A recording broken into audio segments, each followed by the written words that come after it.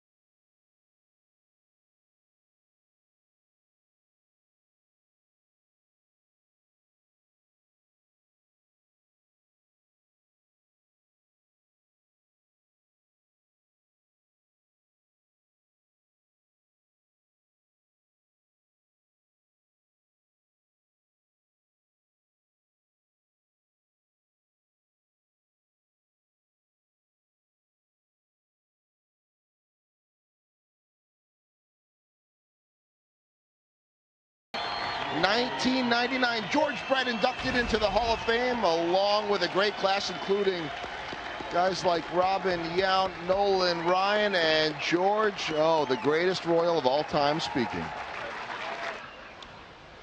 And I very honestly stand humbly before you today in Cooperstown.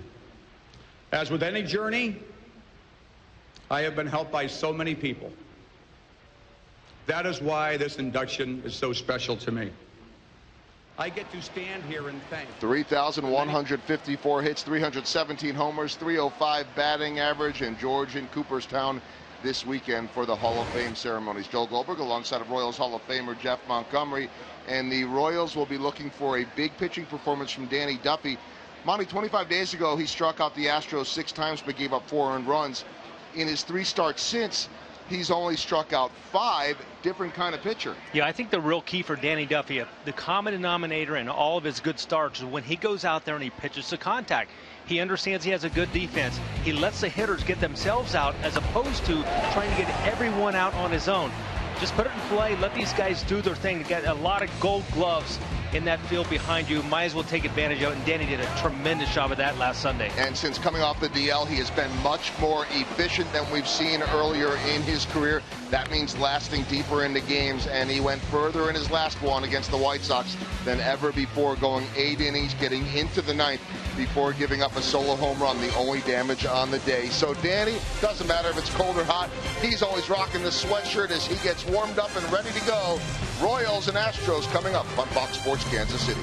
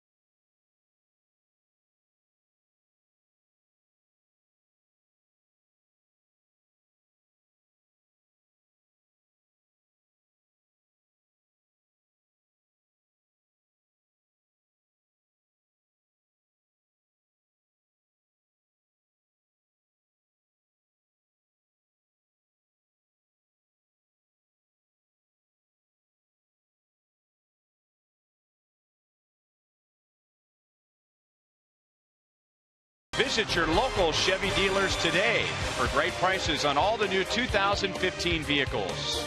And by the Missouri Lottery, every ticket you play gives back to schools across Missouri. So play it forward with the Missouri Lottery. It is eerily quiet at Kauffman Stadium, which sounds strange because we have a sellout crowd, but because of some technical difficulties, there is no audio.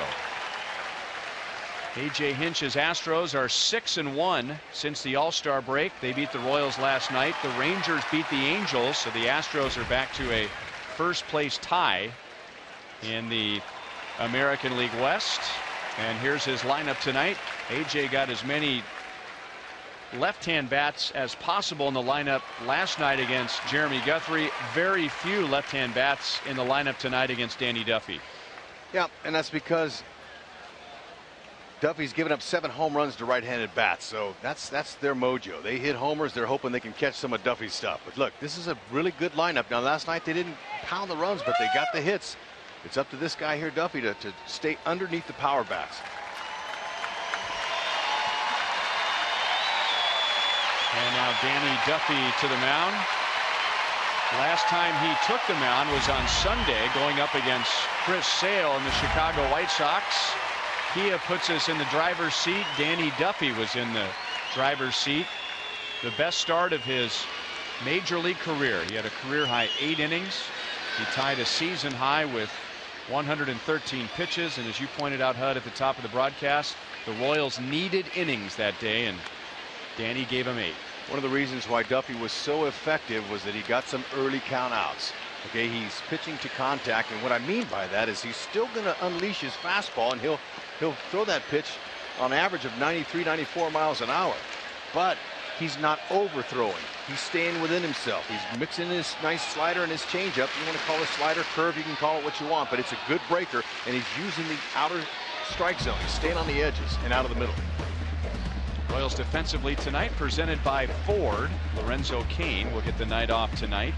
So Gerard Dyson is in center. Paulo Orlando is in left field. Salvador Perez is back behind the plate. He got last night off with Drew Butera behind the plate.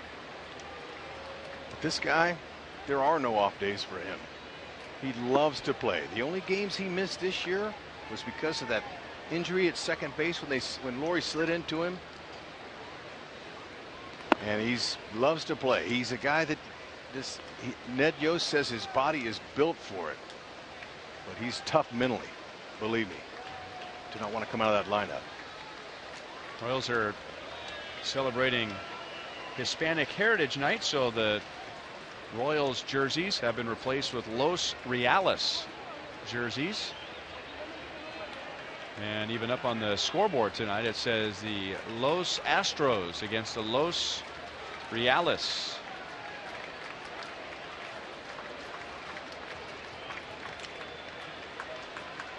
Jose Altuve extended his hitting streak to 8 games last night with an RBI single, and Danny Duffy is in with a fastball at 95 for a strike.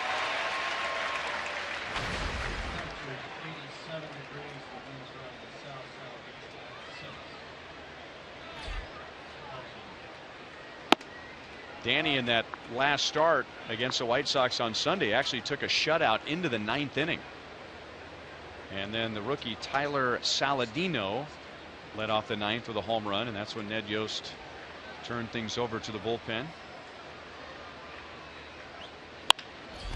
And with all these games after the All-Star break, and remember the Royals came right out of the gate and they played a day-night doubleheader. They will play 18 games in 17 days before an off day. There were 3 days in particular where the Royals really needed the starter to step up, and there was Duffy last Sunday in Chicago.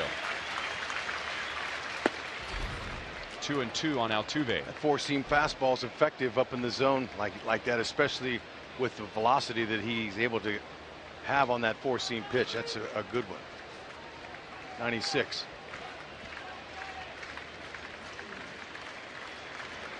Curveball a little bit high. 3-2 on Altuve. Houston Astros a .240 overall average against southpaw pitchers with 42 homers. That's the most in Major League Baseball, so they really like to stack that lineup with righties. Probably challenging right here. Fastball down, use the defense. Jammed him right to Dyson in center field. 1 out.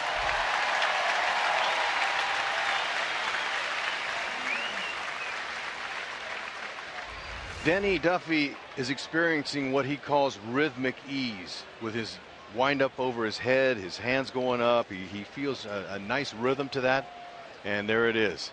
You know, I like the deep breath too. You know, that's important to relaxes the muscles for pitchers and hitters. You'll see hitters take deep breaths too. It's extremely important to be able to focus.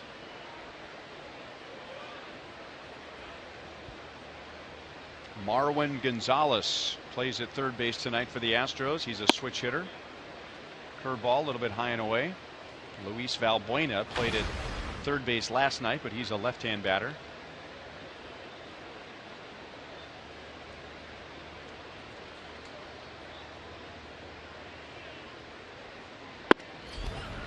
In for a strike.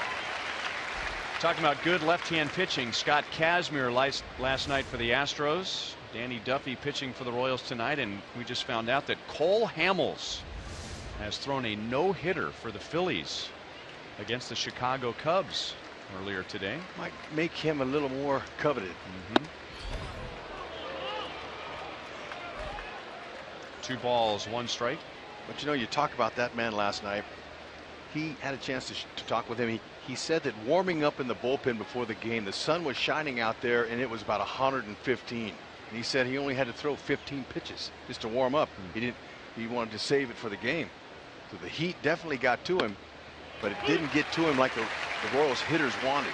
They were hoping he would leave some pitches out over the middle. But that's the key to his success last night, was he stayed out of the middle of the plate. Sometimes it's that easy.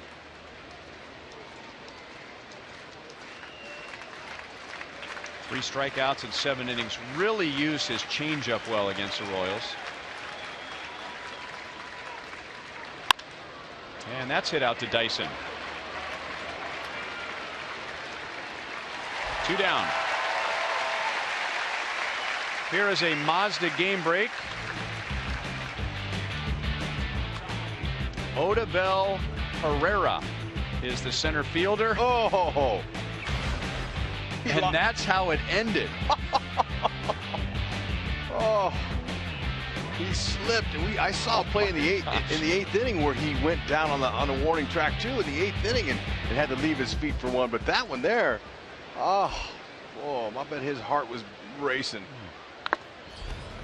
Not as much as Hamill's heart was racing. Oh. It's the 13th no-hitter in Phillies history, and it's the first time the Cubs have been no-hit since 1965, when Sandy Koufax threw a perfect game against the Cubs at Dodger Stadium. I'll tell you how rare that feat is. Danny Duffy and Salvador Perez, they've been together since they were 18 years old in rookie ball. I know you were talking about that, the Dodgers and Koufax. Wasn't your dad playing second base in that game? I'll tell you a funny story about that later on. Down and away, 1-1 on Correa. Correa went 1 for 3 last night with an RBI, with a career high 9-game hitting streak now.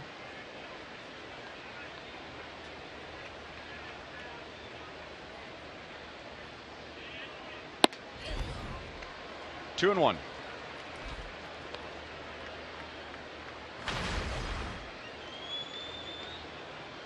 Batting at .379 during that streak. This young man here, being new in the big leagues, it's kind of a shocker to see how well he's doing. However, it's been pretty much first time around for everybody seeing him. So he's getting some pitches that they haven't quite figured him out second time around. Now Duffy, he's not happy about that missing there. That was a good spot. But this kid, he's got extreme skills. He goes from the right field line to the left field line, hits it where it's thrown for the most part. But 8 home runs. It's pretty impressive in just 157 big league at bats. You know, we talk so often about a pitcher having good mound presence. He has very good plate presence for his age. I mean, he doesn't look like a 20-year-old who's taking all this in for the first time. No, and he reminds me of a young Alex Rodriguez. Just by the way he looks and the size and the whole thing. Physically. Right center field, slicing to Rios, who will make the play. Danny Duffy gets 3 fly ball outs in the top of the first inning.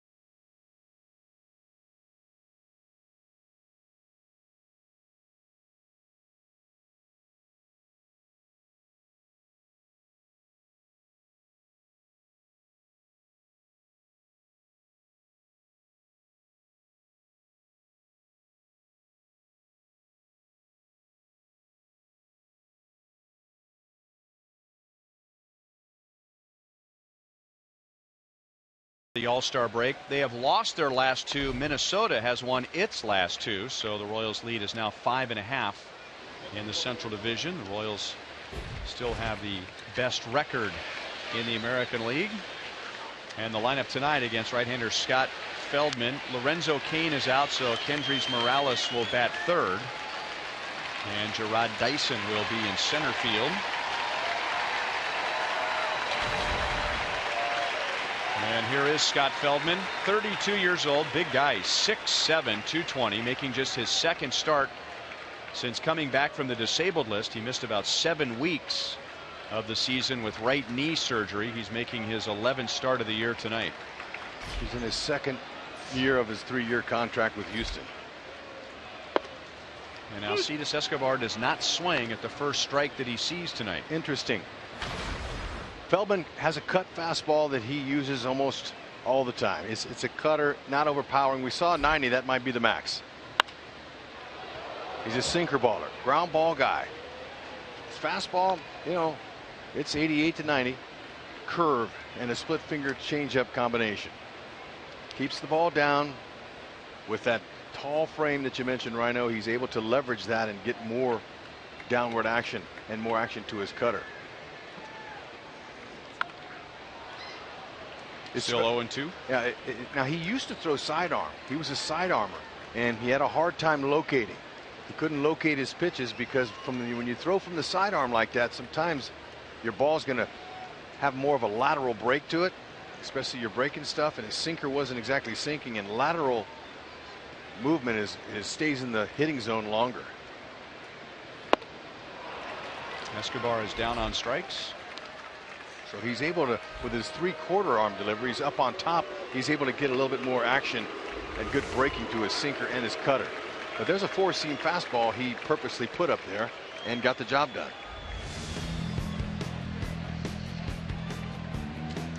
Well, the Royals go from a pretty good throwing catcher in Jason Castro last night to Hank Conger, who has thrown out 1 of 21. Mike Moustakas takes a strike. This would appear to be a very good matchup for the Royals. The Royals are a very aggressive swinging team. Now both Escobar and Moustakas have taken the first strike. But when Feldman throws a strike and hitters swing at that first strike, they hit .483 against him. So you got to get him early. Early in the count, and you know, you don't have to tell the Royals that. I mean, they know that they swing early on anyone. That's why I thought it's a good matchup for them. I agree with you. I think it is a great matchup. But, you know, they've got to be able to execute and find holes off a sinker baller. He's got his curveball goes. It typically is a yellow hammer. 12-6 on the clock, straight over the top.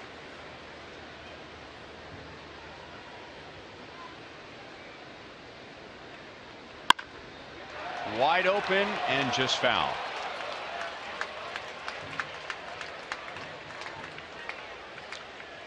Too bad. Moose want to get that swing started just a tad sooner, and he would have had a nice base hit down that line. Now, that's a great approach, and one of the reasons why he has more hits now at this time of the season than he had all last year is that he's able to use the other side of the field, the other side of that ballpark, keeping his hands back and inside, using left field, helping him with his average. And he gets it through the shift. It will roll deep as the outfield was shallow, but Rasmus recovers quickly. It was a bad throw to the infield, but a good choice for Moustakas to hold with a single.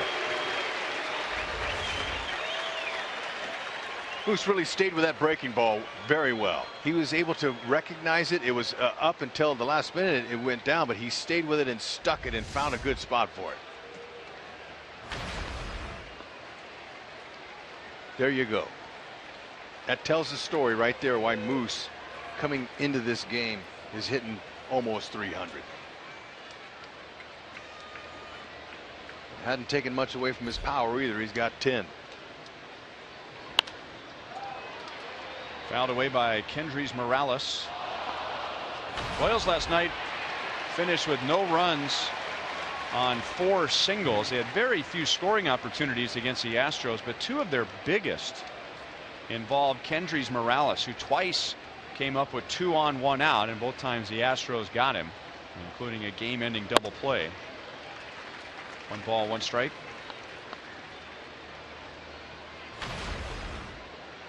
You see that the righties have had more power production from them, but the lefties are getting a few more base hits. 300 average to the opponents overall. 2-1.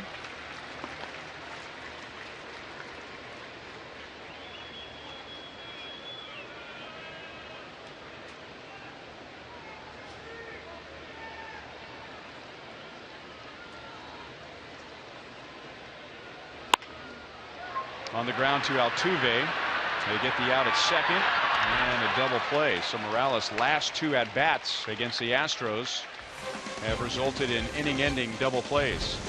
Feldman faces only 3.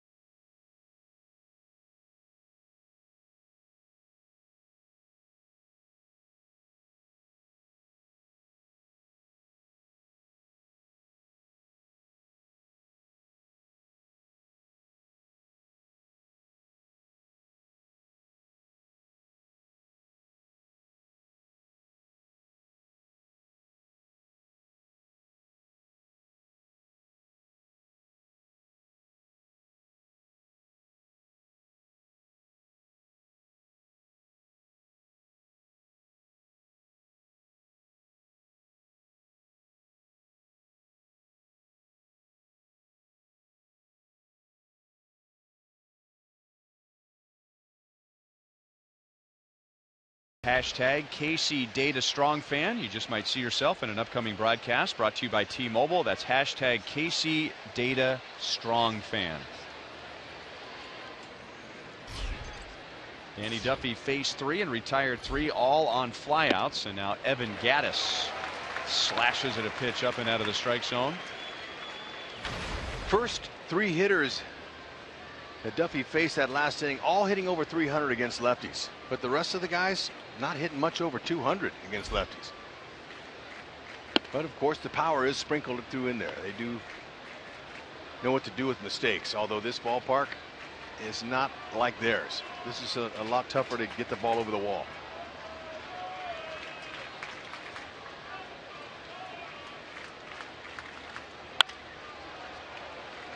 One ball, 2 strikes. Gattis had 2 singles last night. He was 2 for 4.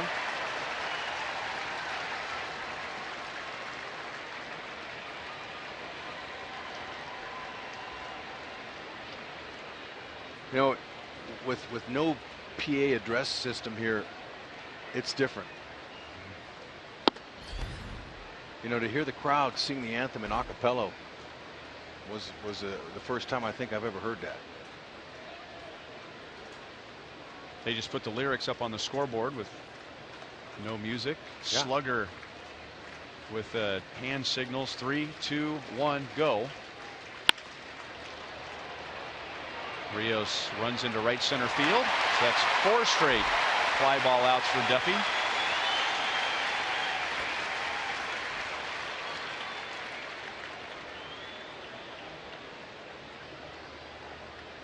You can get closer to the action with our Royals Memories program. Choose between a variety of on-the-field opportunities, such as playing catch in the outfield and taking in summer fireworks on the field.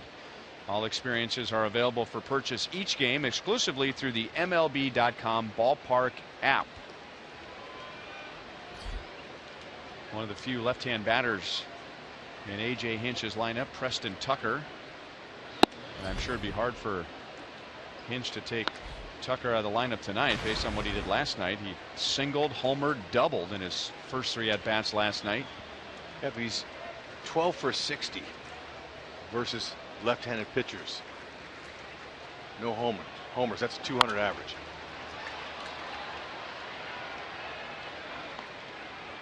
And not just last night, but in his last 4 games, he's hitting .444 with 4 home runs. And he's the hot bat at the moment. And you know, some around the league might label him as a designated hitter.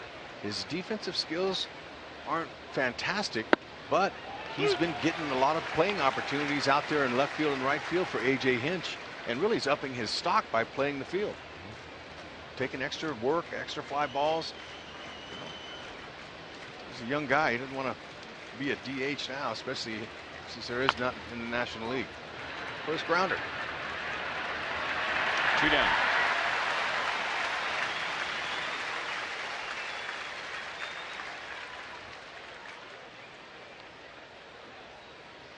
We had mentioned it when Duffy went on the disabled list and really said the same thing about Yordano Ventura, that the mental break may have been just as valuable as the physical break.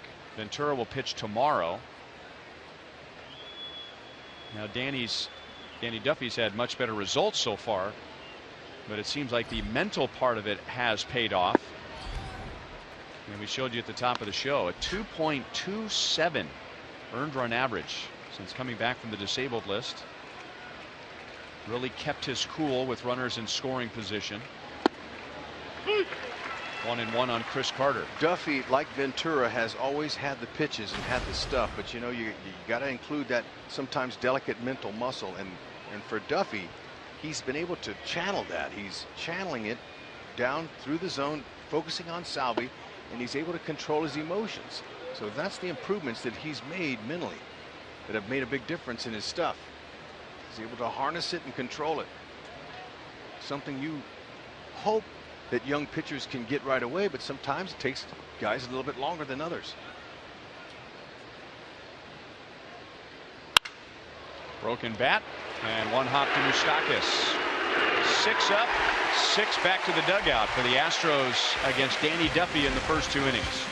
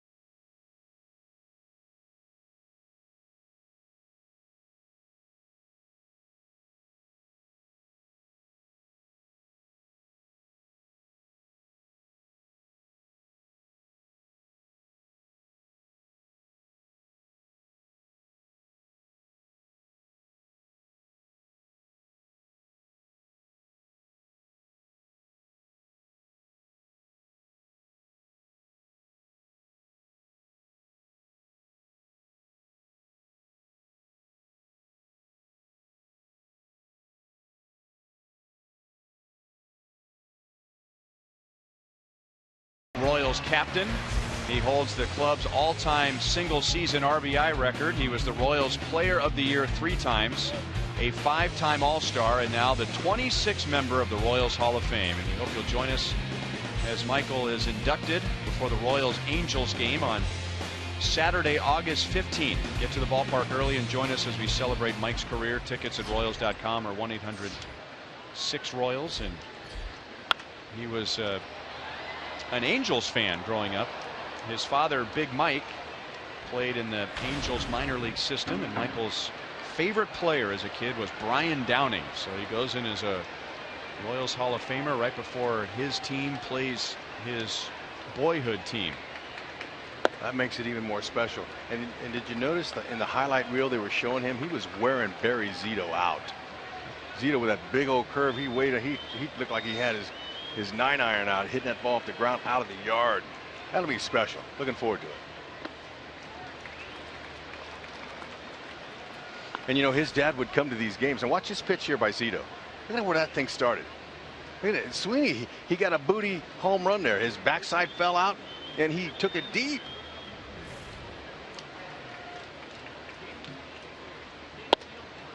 2-2 to Hosmer. He has hit in 7 straight. Gave the crowd a bit of a thrill last night. Royals down 4-0. They had 2 on with 1 out. Hosmer got on with an infield single, but then Luke Gregerson buckled down and got an inning double play, and the Astros won 4-0. Oh man, look at the movement on that pitch. That is Feldman's 2nd strikeout.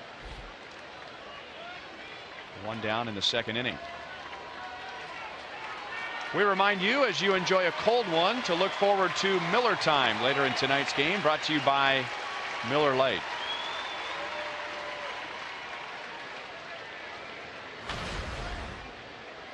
Salvador got the night off last night.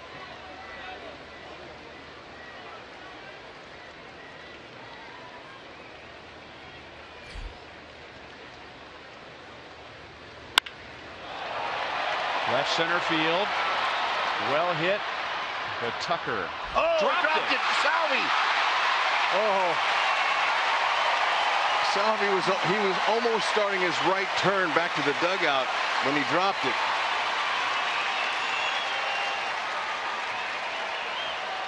Oops.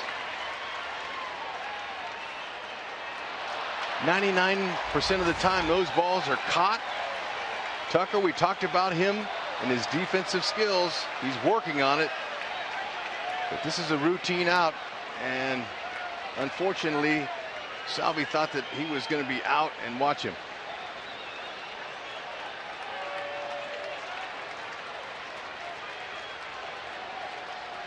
Feldman just gave him a little shake of the head. Well, at least Salvi didn't make it to second, he's telling himself. Feldman. Well, you'd pointed out when Tucker was hitting last half inning that defense is not his strong suit.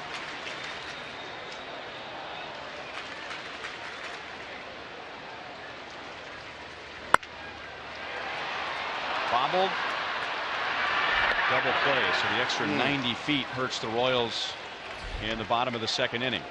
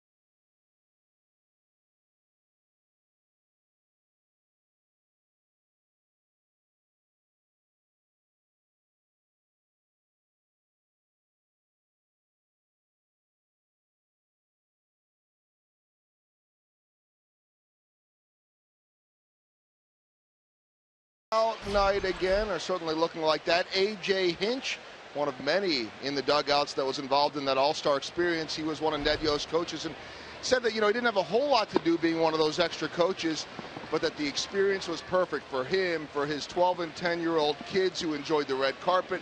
He said he knew some of the coaches from the Royals, including Doug Henry, Mike Jershely, Don Wakamatsu, but got to know Ned Yost a little bit better. Said Ned just did a really good job in uniting a whole team for just 24 hours. He said that is not an easy thing to do, and then just called it a humbling experience to be in a room with so much talent, with so many phenoms. He said that it was really just a good group of guys that, yes, while it's a showcase, understood the importance of winning that game. And he said that, guys, is really what Ned brought to the table, having been through Game 7 last year and understanding the importance. Even if home field did not work out for the Royals last year, here was a manager and speaking to that group who had just been through the World Series. Thank you, Joel. A.J. Hinch, a Royal 2000 and 2001. And grew up not too far from here. No balls, 2 strikes on Colby Rasmus. He is from Midwest City, Oklahoma. A.J. Hinch is just outside of Oklahoma City.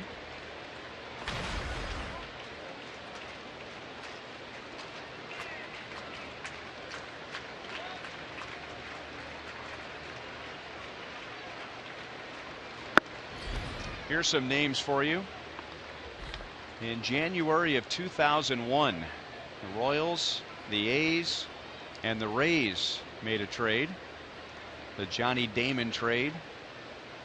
Royals got Roberto Hernandez, Angel Baroa, and A.J. Hinch in that 3-team trade.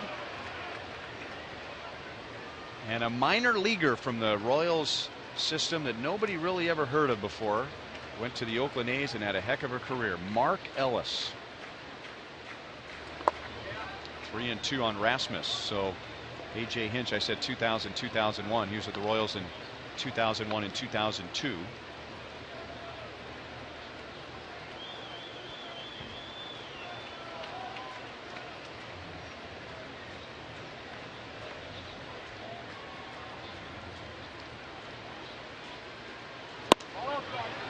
And the count goes from 0-2 to a leadoff walk. And Colby Rasmus, one of just 2 left-hand batters in the lineup against Danny Duffy, and had done nothing against Duffy before tonight.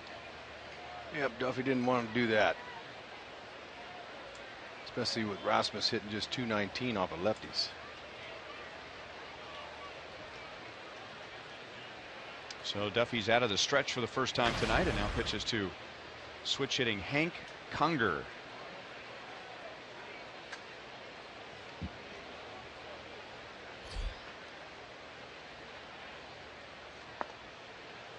Conger 153 from the right side. Not having a lot of success against lefties either.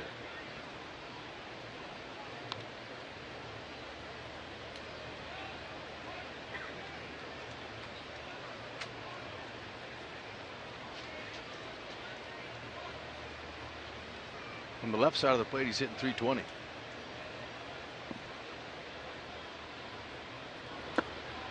Good changeup. Had him set up for a fastball. 1 ball, 1 strike. Hold that ball in the back 3 fingers. Same arm speed as a fastball. That's what takes about 10 mile an hour off. Good difference of speed variation.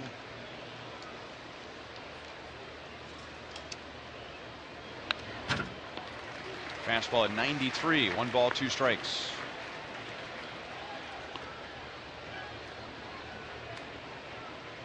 Last time Conger played, he was behind the plate for Feldman. Remember that little bench clearing incident the Astros had with the Rangers? Conger got into it with Rougned Odor. Felt like Odor took too long to get in the batter's box, and in an old school approach started barking at him. Hey, get in the box, let's go.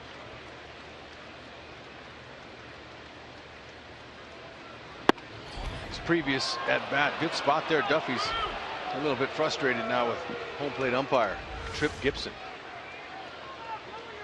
Looks like it might have crossed the plate somewhere. But the at bat before, Odor hit a home run, and he kind of styled it a little bit. And I think Conger had a little something to say about that, as well as get back in the batter's box. And you know, that's okay to do if you're the catcher and you don't like the way the hitter styled on you. Sometimes they say something. I wonder why they just showed us Jason Kendall. I know exactly why they did. I don't think Jason would have put up with that either. He would have body slammed Odor right there. Jason might have got up out of his crouch, grabbed Odor by the collar, and dragged him into the batter's box.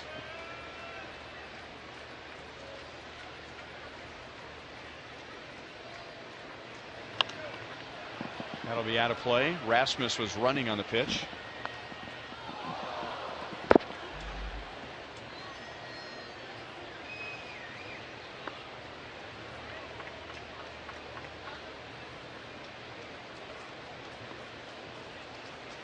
Salvi gets a fastball here, 3-2, and blow it by Conger. We can see a strike him out, throw him out.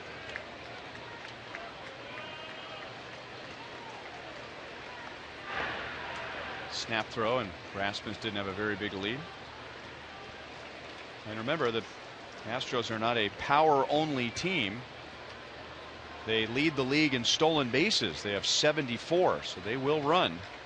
Rasmus runs, and it's fouled back into the screen.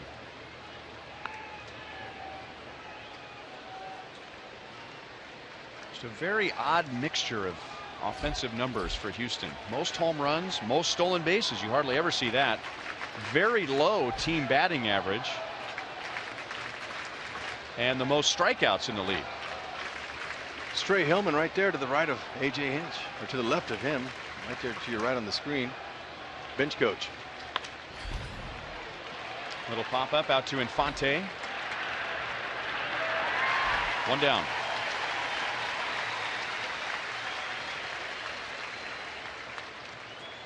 Our Honda most trusted player, brought to you by the most trusted brand, Alcides Escobar.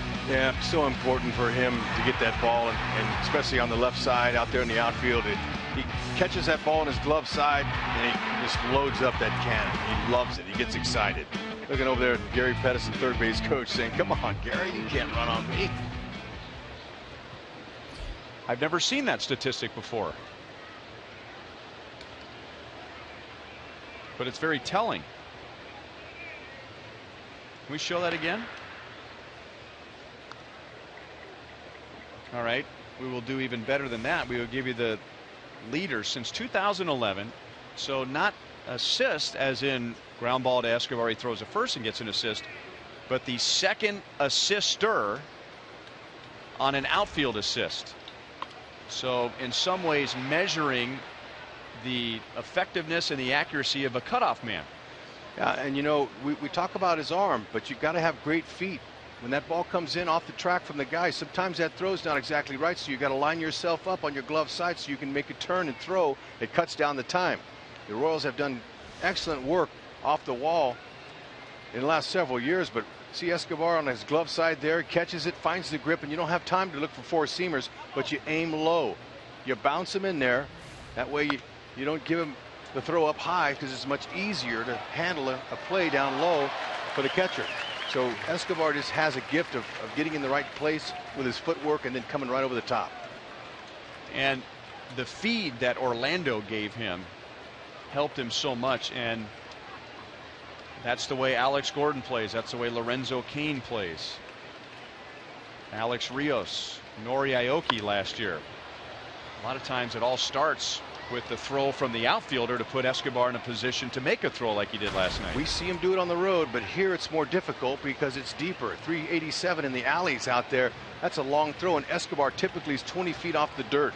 So that's a long throw to get it to him here at the K, and it makes it even more impressive, the outfield arms that are out there, if they can reach him without a short hop. Got him with a high fastball. So as HUD will say at times, Marisnick was in swing mode, and Duffy went up and out of the strike zone, and Marisnick couldn't resist. Let's check out Tuesday night's game where Lorenzo Cain rarely misjudges a ball. He came in, the ball was hit hard, backspin. We'll watch him though. He doesn't take any time. Picks it up, throws it, heaves it. I mean, that so that cuts down the time. Escobar again with a perfect position as he was able to move his feet and get himself in a great position to throw. And then he unleashes that cannon 20 feet off the dirt. And there are times when a Royals outfielder will say, and Kane on that play Tuesday night, and I'm sure Rusty Kuntz teaches him this way, just make a good throw to Escobar. Give Escobar a chance. If you don't give Escobar a chance, we have no chance. Meaning if you throw it over his head and you miss him, or you short hop him, or you throw it to his throwing hand side. And you know, they're so accurate with their throws. Infante rarely trails Escobar on those, because they teach the other infielder that's not involved in the play to go back and trail in case it is a short hop. Then the lead guy, the lead second assist guy, lets the ball go and the trailer takes it. Usually that's not the case because they're so good at hitting Escobar or Infante. And you know, you work on those in spring training. That's the time to work on balls. You know, you have your infield out there and you have the guy hitting the fungo right in back of the pitcher's mound, and you'll say, okay, we're going to work on some picking the ball off the wall. Here we go. And it hits the gap, and sometimes you'll bring minor leaguers up to run the bases to give them a good look. And that's why they're able to do it in season so well. That'll be out of play. And it's very hard for an outfielder on a play with some urgency to not try and rush and just heave the ball to the infield, but to take that split second to make sure you hit the cutoff man. You're better off taking a little more time to hit the cutoff man than grab it and rush and throw it as hard and as far as you can. The Royals outfielders are the best in the league at doing that.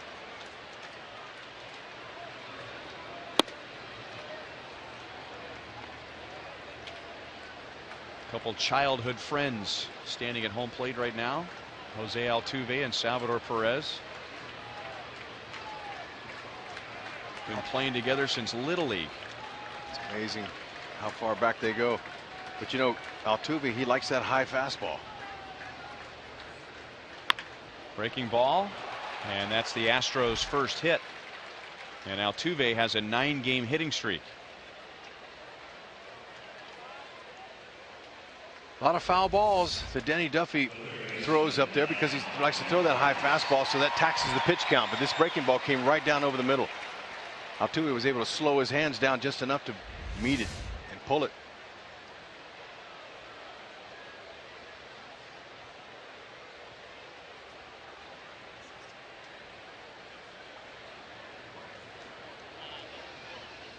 We hope you'll stop by the Negro Leagues Baseball Museum next Saturday, August 1st, for the 2015 Heart of America Hot Dog Festival, presented by Hy-Vee, Pepsi, and Farmland. Spend a day at the museum celebrating America's pastime with this family-friendly event featuring live music, games, and an appearance from Slugger. And taste some of the country's most famous ballpark hot dogs, including the return of the signature Monarchs dog. Nice. This is Marwin Gonzalez, and a curveball is low. A few weeks before school starts, your parents are looking for something to do with your young ball players. Take them to the museum. It's a nice little afternoon. It's a great place to get educated on not just how great the Negro League players were back in the day, but also the history of baseball is in that museum. It's a wonderful place to go. 1-1 on Gonzalez. Duffy on the side of that ball, they turn it, and the seams catch the air pocket, and that's how it makes that ball break.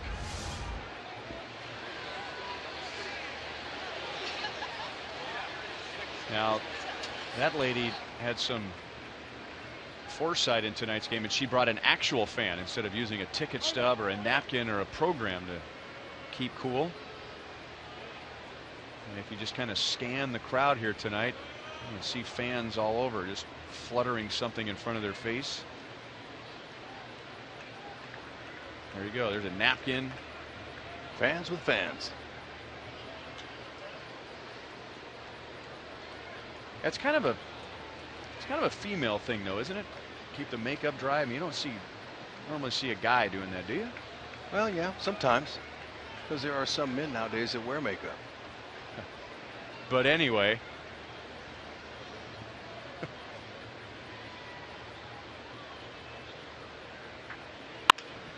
Up the middle. Escobar is there to Infante, and that's the inning. So the Astros get their first 2 runners. They are scoreless through 3 against Duffy.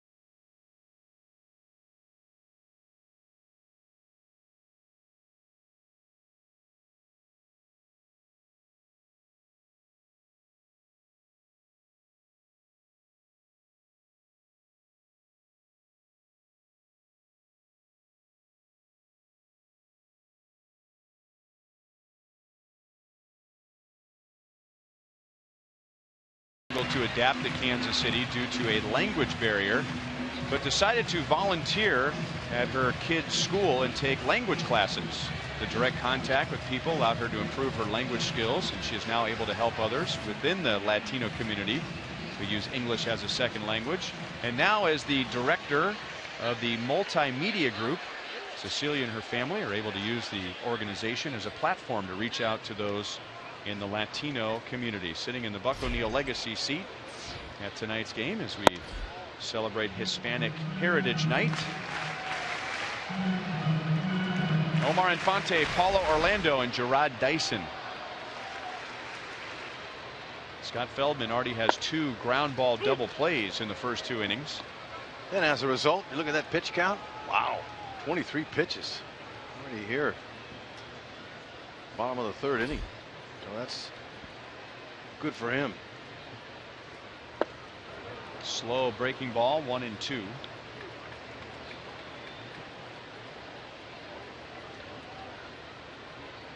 This has been a tough matchup for the Royals. There are very few Royals in the lineup tonight who have had any measurable success against Feldman in the past. Rasmus in right field, 1 down. He has pitched well here at Kauffman Stadium, which you'd expect. Big ballpark. And when he is hurt, oftentimes it's because of the long ball. But he is 5-1 in 7 starts. Very good ERA. The only time he lost here was in 2010. Luke Hochevar was the starter, and the Royals won that game.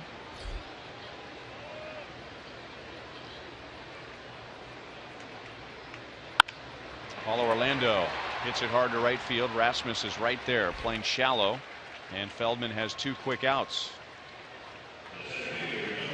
Well, Royals fans, did you know that StubHub and the StubHub app is personalized just for you?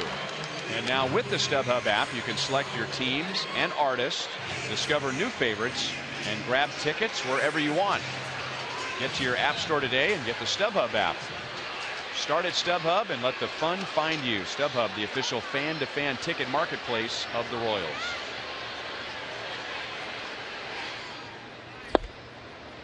Mason shows bunt, takes a strike. Great idea. You see Their defense now, as he showed that bunt, they already have it planned out for Dyson.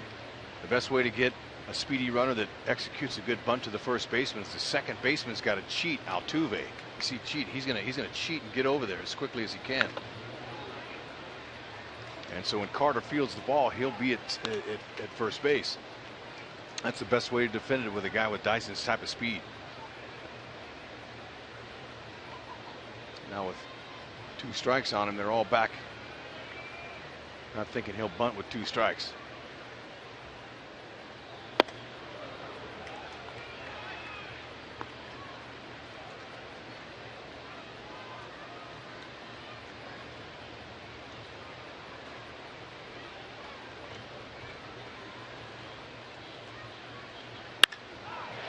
Line to left. Tucker makes the play. So tough hitting luck for the Royals. Both Orlando and Dyson lined to the outfield. We've played 3 and there is no score. Gotta hit him where they ain't.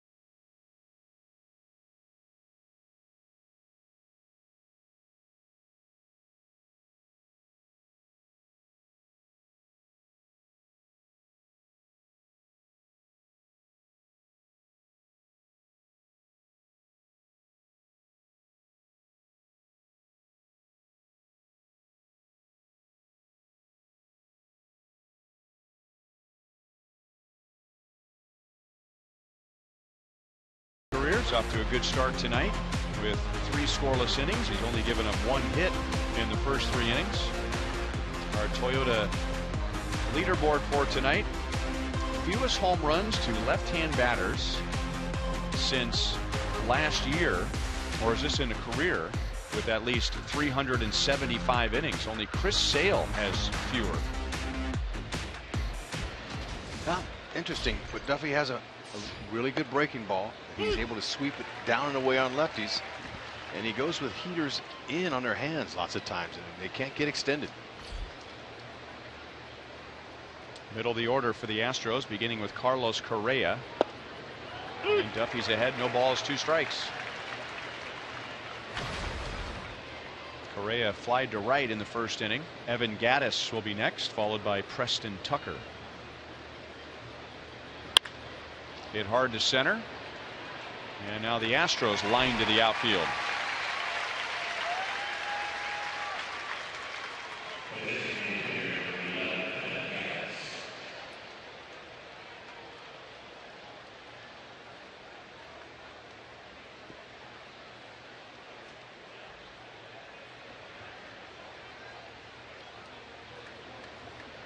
Evan Gattis fly to right in the second inning.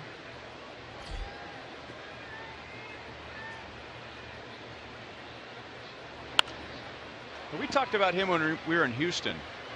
The best I can come up with, he just looks like a lumberjack who just worked 10 hours, and somebody put a uniform on him, and instead of an axe, he grabbed a bat. No batting gloves, big thick beard. right? I mean, He's a beast. it doesn't look like a whole lot of technique going on there. He just see ball and try and obliterate it. That's right. That's what he does. He's got a wide base, so he doesn't overstride and doesn't even stride, as a matter of fact. He just slides his front foot back just a tad and uses his strength.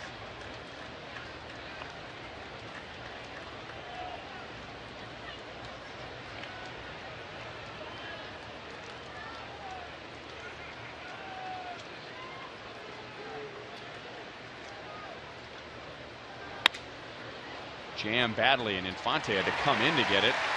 One of Duffy's best pitches of the night. 2 down.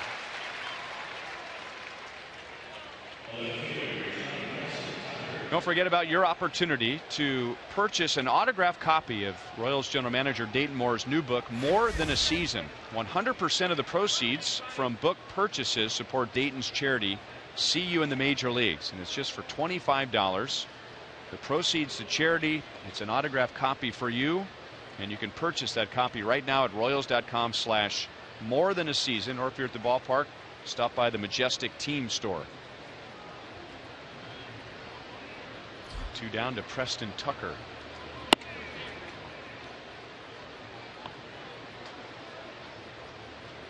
Grounded out to Hosmer in the second inning.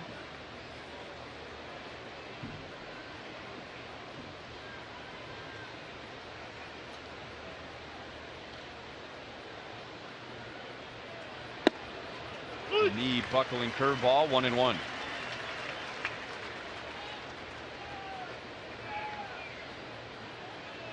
It's a pitch that Danny didn't have a lot of consistent success with before he went on the disabled list.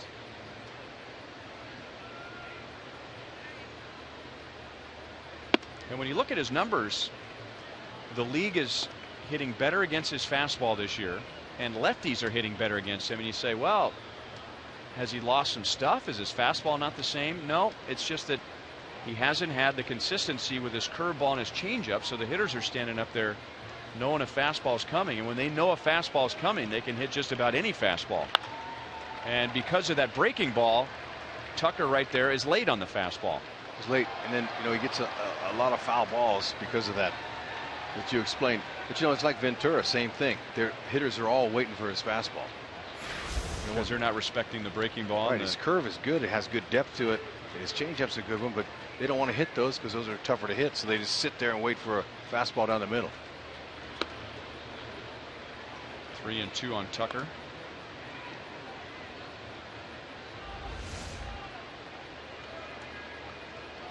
Oh my. Yeah, don't spill your fries. Nice work. He didn't even flinch. Nice play, sir. Surprised himself.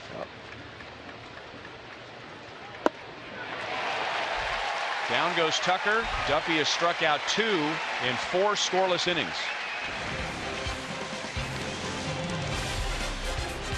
Get him some runs.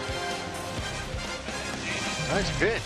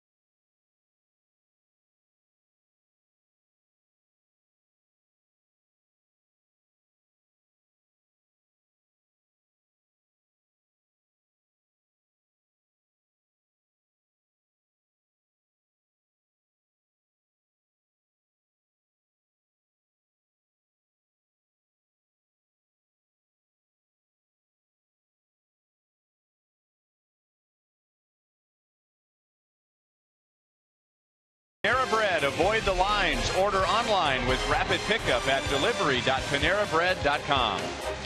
By Menards, save big money at Menards on all your home improvement needs. And by Ram, find your summer of fun with great deals at the Ram Summer Clearance Event.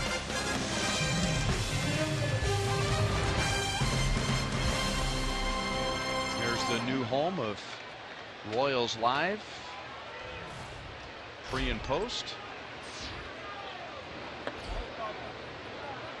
Joel and Monty making the move from rivals in right field to next to the Royals Hall of Fame in left field. Make sure you stop by and say hello when you're at Kauffman Stadium. 2-0 on Alcides Escobar. So Feldman has faced the minimum in the first 3 innings. The Royals have a hit and they have a runner reaching on an error, but Feldman has also gotten 2 ground ball double plays. Here's that cut fastball. 2 balls and 1 strike.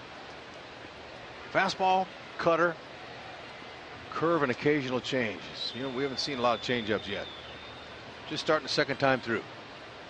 A couple curves and a fastball. Rasmus playing shallow in right field. Yeah, I noticed that last night when Escobar was hitting, and thinking that if Escobar could hit the gap in right center field, he could have circled the bases twice. They were so shallow in right, but that gamble paid off right here. Yep. Last 3 Royals hitters, they've all lined out. Good defense there, but he's playing shallow, and he, like you said, he's going to take everything that's coming in, and he got a good jump on contact, and not too concerned about anything over his head.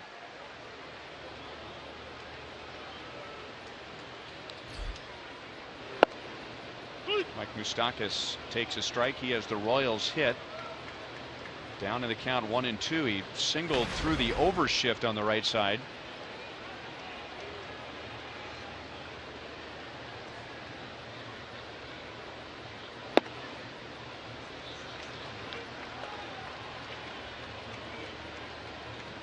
Marwin Gonzalez, the lone fielder, the third baseman on the left side. We showed you a spray chart of Moose's hits. It's almost even. He's got hits to left, center, and right. All to. Oh! Good recovery by Correa. So that's 4 straight hard hit balls for the Royals, and all outs.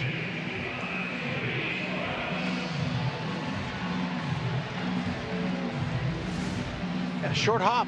Sometimes you don't know, but man, that ball definitely hopped up on it. But that's what you do. Try to position yourself and keep your body in front of it. Hit right off his chest. So you're able to make the out. And we apologize for your picture right now. There is nothing wrong with the screen, but there's some smoke billowing from below our camera in center field. So unfortunately, our high definition camera is trying to take that shot through the smoke.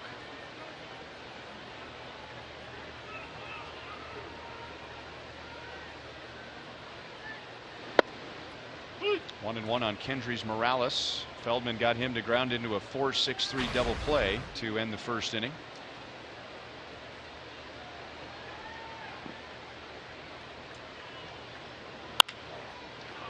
And another chance for Correa. 3 up and 3 down. That is 40 innings for Royals hitters this year against Astros pitching, and they have scored 6 runs. Nice.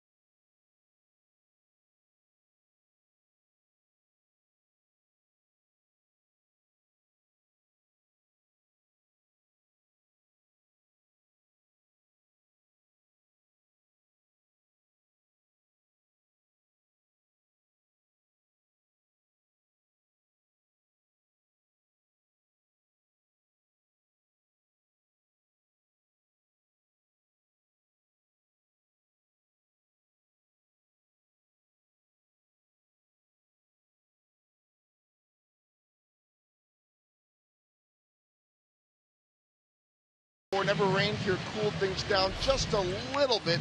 It was scorching hot yesterday and earlier today. And this afternoon, Edinson Volquez walked into the clubhouse, looked absolutely exhausted, drenched in sweat. He said he had just thrown his bullpen session to Drew Butera. Said his arm felt good. The session went well, but he said, wow, man, did I feel it out there. He said, I don't mind the heat being from the Dominican Republic, but it's the humidity, which was absolutely awful. He pointed out that Yordano Ventura has a lot of work to do today to get ready for tomorrow with the proper hydration. Drew Butera caught yesterday along with that session today, and he said he went up at one point after a half inning and downed a bottle of water in the time it took somebody to bat, and said that he couldn't even tell that he had had anything to drink. As for that bullpen session, Edinson Volquez said, barring maybe from Hawk Harrelson, 30 pitches in, he gone. He was out of there as quickly as he could be. Well, we'll see Ventura tomorrow and see if the prospect of going to the minor leagues will have an effect on him, because that's where he was headed after his last start. And then Jason Vargas went on the disabled list, which allowed the Royals to call him right back up a day later. And he and the Royals will have their hands full tomorrow, so he'll be going up against Dallas Keuchel. 1-2 on Chris Carter. Duffy got him on a ground ball to third in the second inning. Carter, with just 3 hits in his last 33 at bats. He's been battling a sore right ankle. He has tremendous power, and Dyson to the track brings it down. Not here. Of course, he didn't get all that ball either. I mean, if he actually barrels it, but Duffy looked like he was able to get in on his hands a little bit, so he couldn't quite barrel it. But it's a big, strong lad. He's got huge power.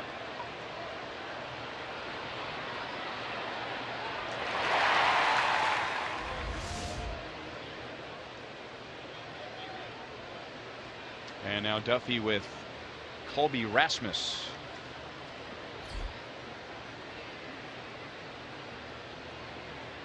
Duffy had Rasmus on the hook and then let him off the hook in the third inning. Rasmus was down 0-2 and then eventually walked. That's Danny's only walk tonight. Otherwise, Rasmus 0 for 5 with 4 strikeouts against Danny Duffy. 1 ball, 1 strike.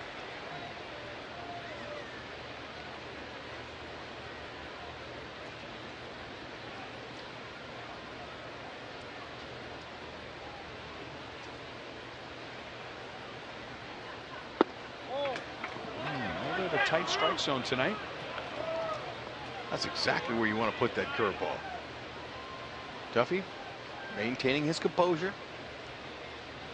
It's been 2 or 3 pitches so far early in this game that home plate umpire hadn't given it to him.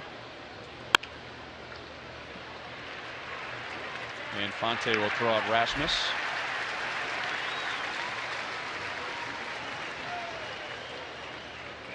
DraftKings shows us the players to watch for tonight. Alex Rios is on that list.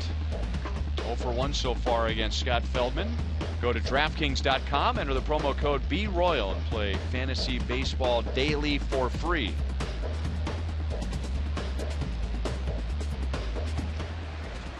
Now 2 down to Hank Conger.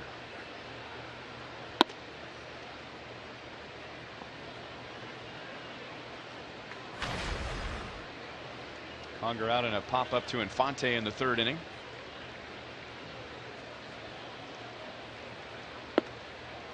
Good changeup.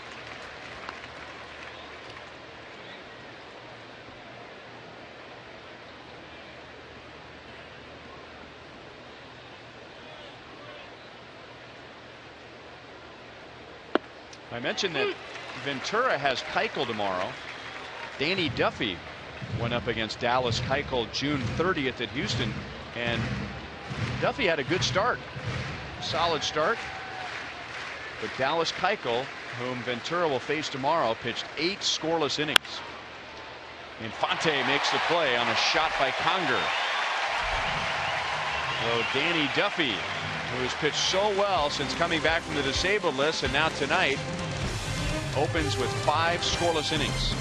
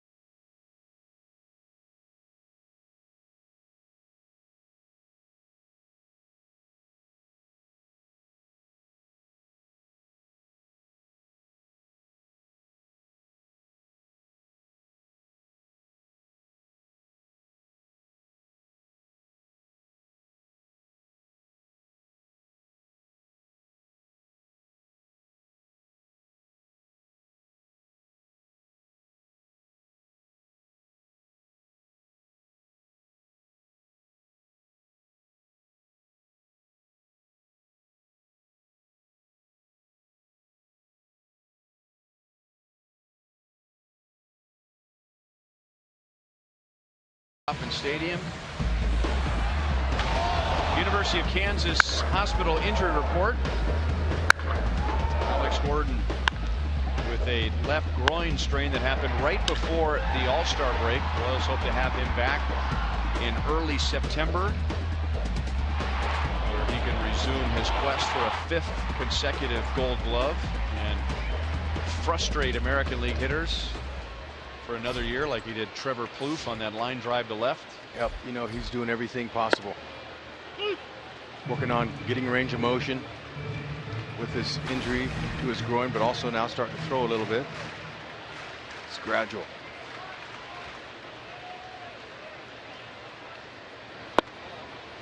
See if the Royals can take a different approach off Feldman. How about a few doinkers? How about a couple of bleeders? Because those line drives aren't working so far. Feldman's got his defense playing exactly where he wants them. 4 of the last 6 hitters have hit the ball hard against Feldman, but out. 3 lineouts to the outfield, and then Mike Moustakas grounded sharply to the shortstop Correa.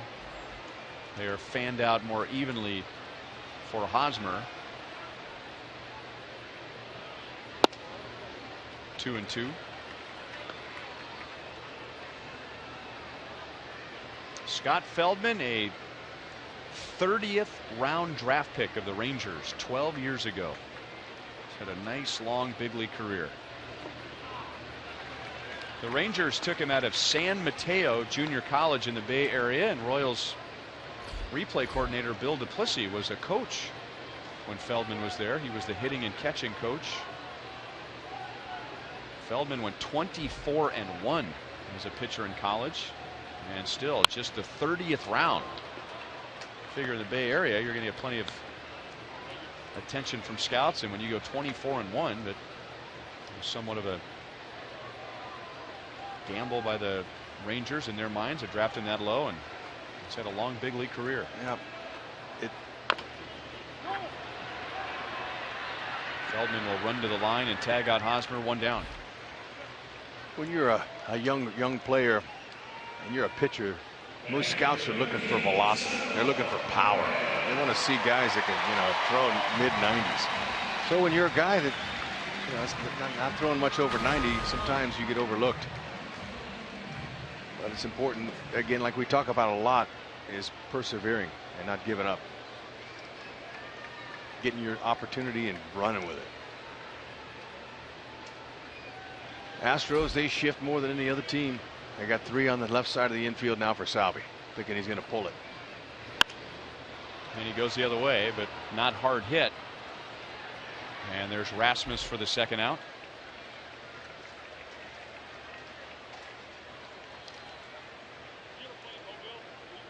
Remember, you can follow live Royals baseball with MLB.com at bat on your smartphone or tablet. That allows you to stay connected to the Royals all season wherever you are.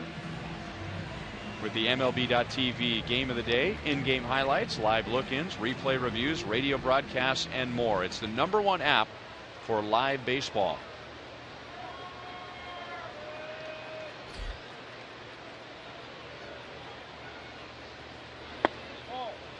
Low to Alex Rios. Feldman using a majority of cut fastballs and fastballs, a few changeups, but more curves. So, but he's hitting the spots and he's being effective up in the zone, which is not like a sinker baller. So I think maybe that's their plan. Hank Conger and Feldman. The Royals are a contact hitting team. They swing. And if you're going to be down low, chances are they're going to find some holes. So, been pretty successful staying up in the zone. Tucker over from left makes a sliding play. And now Scott Feldman has knocked down the last 10 Royals. No score at the end of 5.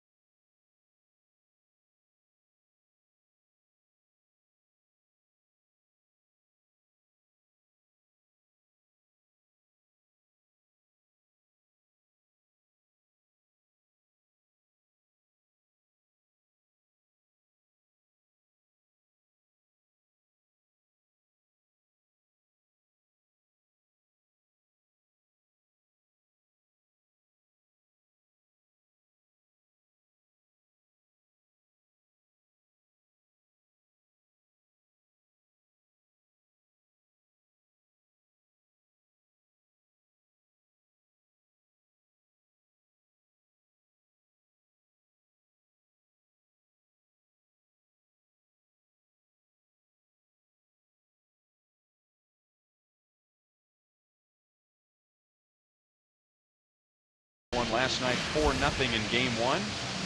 Fox Sports Kansas City invites you to join current and former Royals players on the field here at Kauffman Stadium August 31st for Diamond of Dreams. You'll enjoy a menu from local restaurants, live music from the American authors, and a fireworks show, and it's all for charity. Great event. You can buy your tickets now at Royals.com/Diamond of Dreams. Both teams only have 1 hit in their first 5 at-bats. Duffy has struck out 2, including Jake Marisnick back in the 3rd inning. He had a heck of a game last night. Jake Marisnick in center field had 8 putouts. He had 2 hits, a stolen base, and a run scored. A lot of contact tonight. Both pitchers 5 innings, both pitchers 1 hit. And only a combined 4 strikeouts. 0-2 on Marisnick.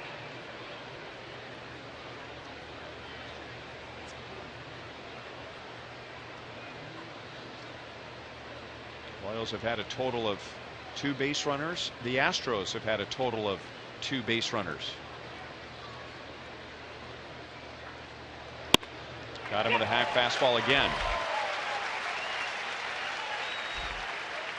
Taking advantage of the aggressive swinging Jake Marisnick. Fastball looks good to a lot of hitters especially off a lefty, but that ball's just up and away and out of the zone. No chance.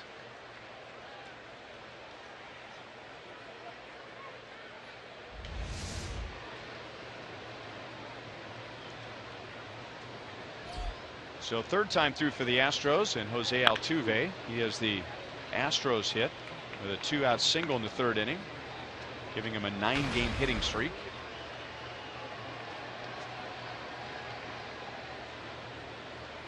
Good idea to keep him off the bases. He leads the league in stolen bases and led the league last year in stolen bases.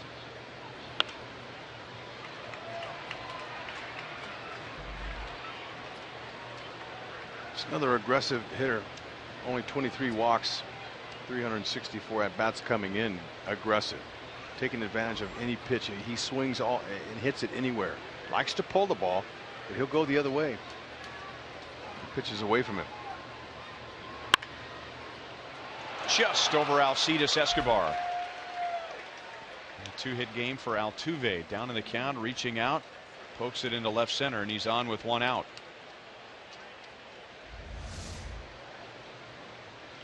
Yeah, his backside fell out. He was off balance, but he's able to guide it through there. I'll tell you, that's an extreme talent. And when you're a batting title holder like this young man was last season, he has a knack for finding hits and finding holes. You mentioned, I know he's got 28 steals, but he's also been caught 9 times. That's a high in caught stealing in the American League.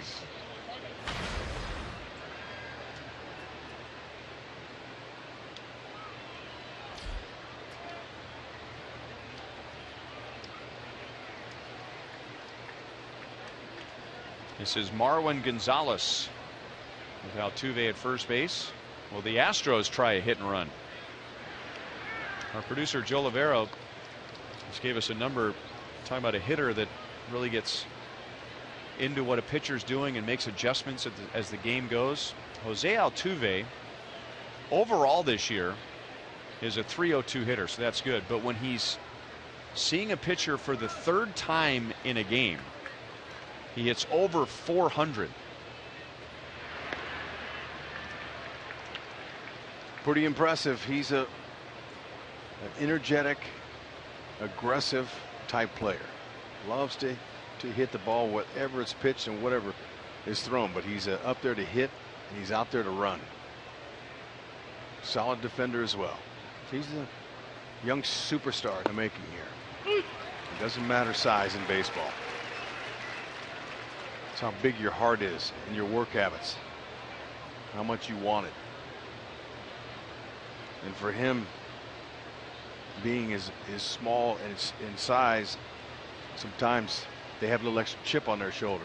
Guys that aren't very big in stature. That probably goes back to when he was a little kid, right? Always told he was too small. And we told you the story when we were in Houston that he went to an Astros tryout camp in Venezuela, and the scouts said, "You're too small." They didn't even let him try out. He went home and he just stewed over it, and he came back the next day boiling mad and demanded that they try him out, telling them they made a mistake. And lo and behold, they made a huge mistake. It's like the scout that signed him gets a big pat on the back, but that's probably the same guy who almost sent him away forever. That's right.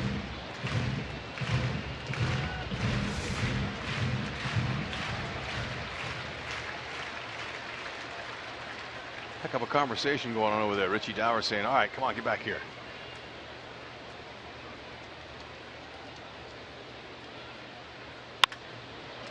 That is a fair ball, and Altuve can really run.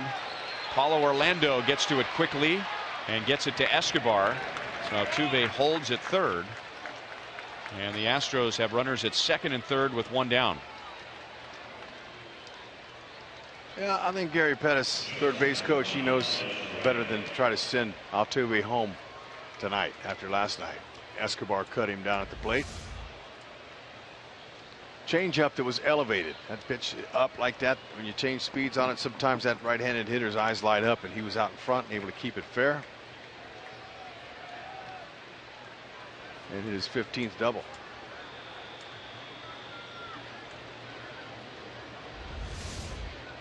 And now the Astros number 3 hitter Carlos Correa.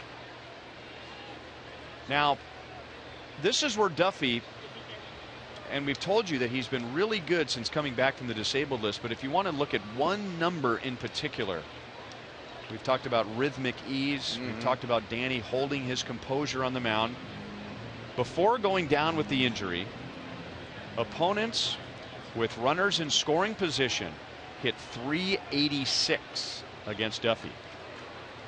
Since he's come back, opponents are 1 for 22 with runners in scoring position, including 0 for 1 tonight. That's because he's slowing the game down. He's slowing everything down, and he's executing out of the middle. That's the whole key. You're going to get guys out. You got to stay out of the middle of the plate. Especially this guy. Look at him. 405. With runners in scoring position. He hadn't been missing much.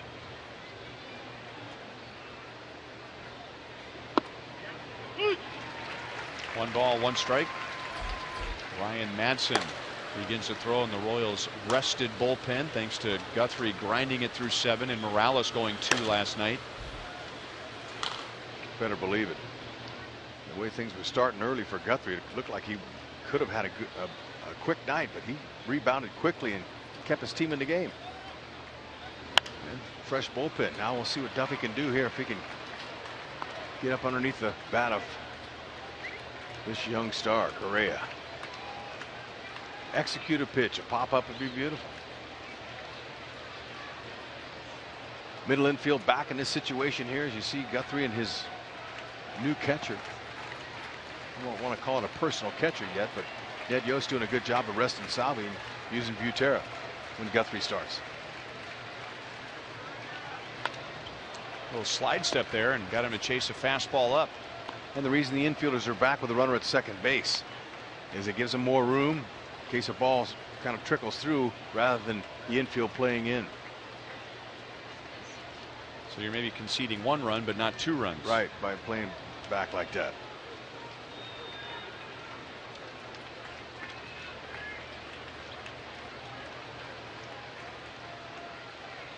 And they're going to talk it over again. And remember, this is a long-term relationship. Duffy and Perez breaking in at the same time. They've been together since they were 18 years old. Back in the Arizona Rookie League. Duffy signed in 2007.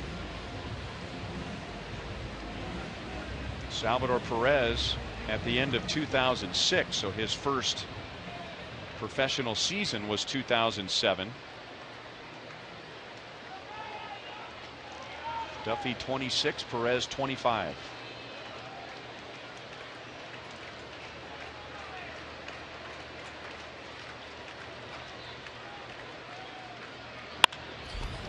Center field should be deep enough for the run. So Correa fights off a fastball in on his fist. Altuve comes down from third, and Houston leads 1-0.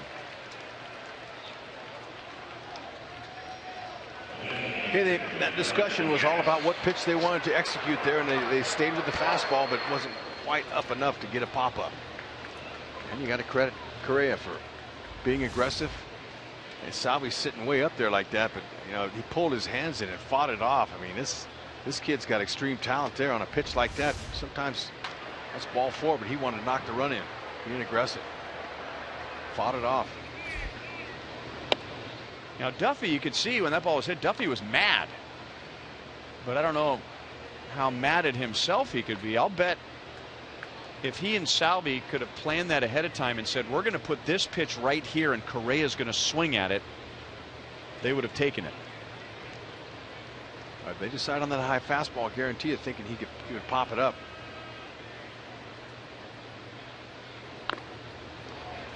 One and one on Gaddis. He has flied to right and popped out to second base. And that pitch wasn't necessarily Duffy's fault. You got to credit the hitter for that. Right. I mean, you get him to chase a pitch at that velocity in that location. I like Duffy's chances. Yeah, and Dyson had to back up on it. I mean, so he got some good wood on it. I'll tell you how strong the kid is, but he was aggressive.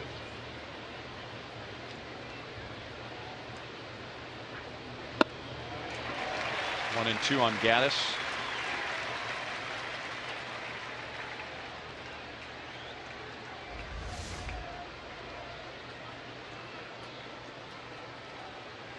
You know, Duffy's not one of those lefties that's going to bury that breaking ball at the back leg of the righty either. He's been successful, and he was in his 8-inning stint against the White Sox with breaking balls in the upper part of the zone, getting guys to lay off of those pitches. It looks like it's going to be up, and then he's been able to catch the outer half and the upper half.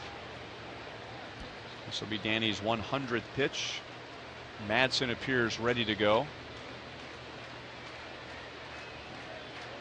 Although the next hitter is a left-hand batter, Preston Tucker.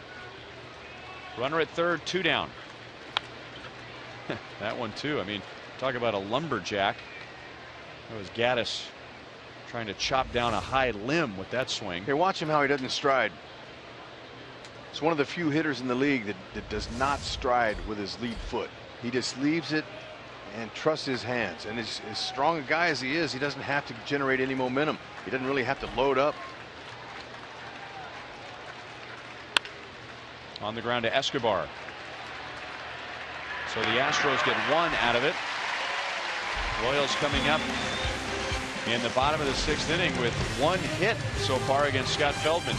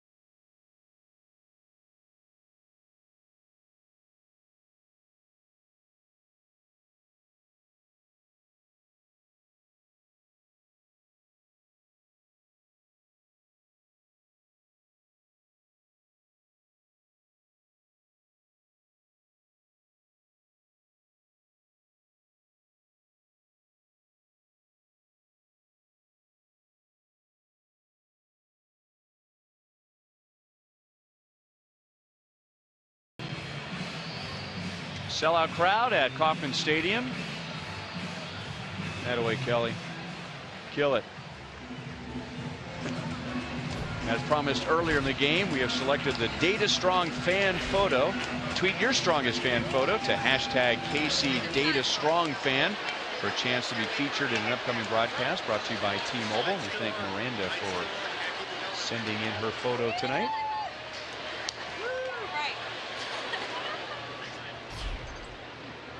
Scott Feldman has retired the last 10 Royals. And he throws a strike to Omar Infante.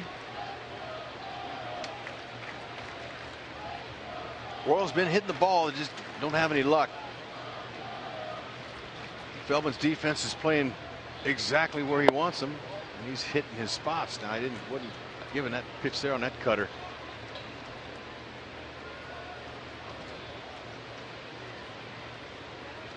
Cutters and a curve.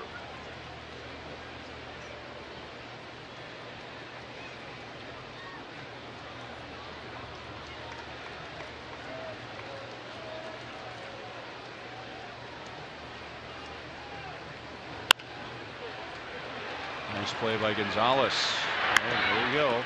Ball well hit, and the Astros defense is right there. 1 down to begin the bottom of the 6th. Our Sonic Slam-Inning contestant is James Serrano from Topeka. If the Royals hit a home run in this inning, James wins $600. If the Royals hit a grand slam out of the park, James wins 25 grand from Sonic and the Kansas City Royals. And there's the grand slam man, Paulo Orlando. He lined to right against Feldman in the 3rd inning. That was the 55th pitch for Feldman, and he has 1 out in the 6th inning. He's been extremely efficient, and he's facing an aggressive offense. Everybody knows that. Royals, they've scored their runs by hitting holes and with their offense and finding ways to score runs and getting those timely hits, and so far it has not happened. The luck has not been good for the offense.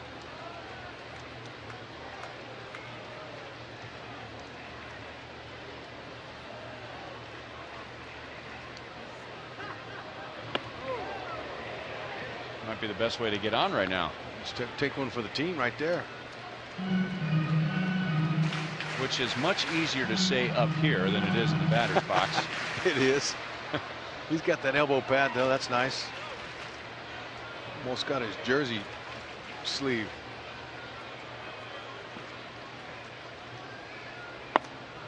Three balls, 1 strike. Very rare 3-ball count for Feldman.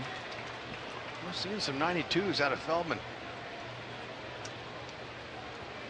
Might be a little bit on the strong side for him.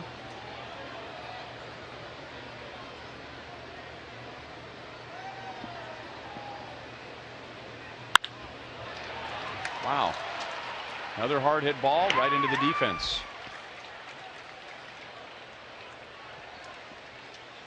The Astros should be making a video on defensive shifts based on this game. They should, because it is amazing their good fortune.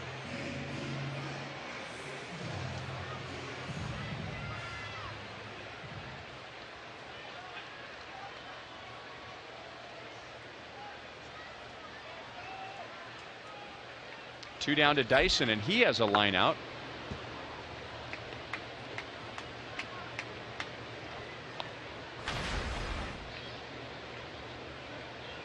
Only 2 strikeouts, and then a blend of ground outs and fly outs, and quite a few hard hit outs. But the Astros, at least for tonight, have really scouted out the Royals well. It's like they have 12 defenders out there. Every time the Royals hit the ball hard, there's somebody in an orange jersey waiting for it. That happens in baseball periodically. You hope it doesn't happen that often, but it's just the way the ball bounces sometimes. Got to continue to press forward. It's not like Houston has a huge lead.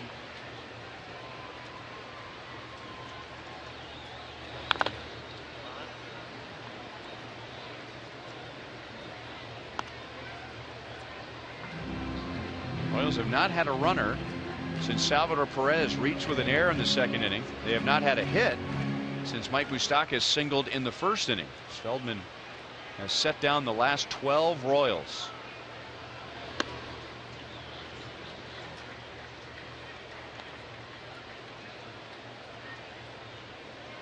And he's one of those veteran pitchers that gets better. The longer he goes into a game, most vulnerable early in the game.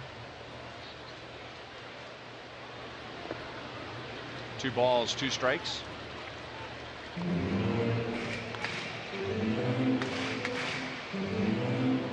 Lorenzo Cain getting tonight off, and Ed Yost talked about possibility of Mike Moustakas and Eric Hosmer getting the day off tomorrow.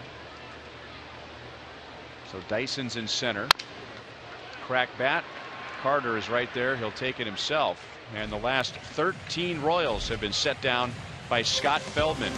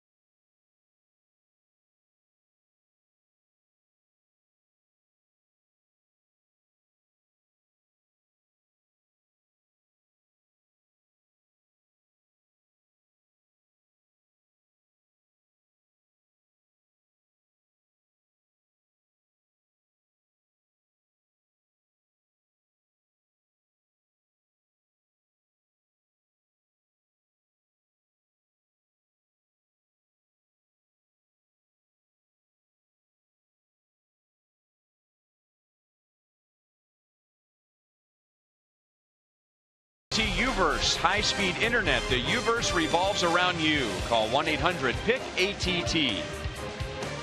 By your Midwest Ford dealers. Visit your MidwestFordDealers.com. And by Academy Sports and Outdoors. Right stuff, low price, every day.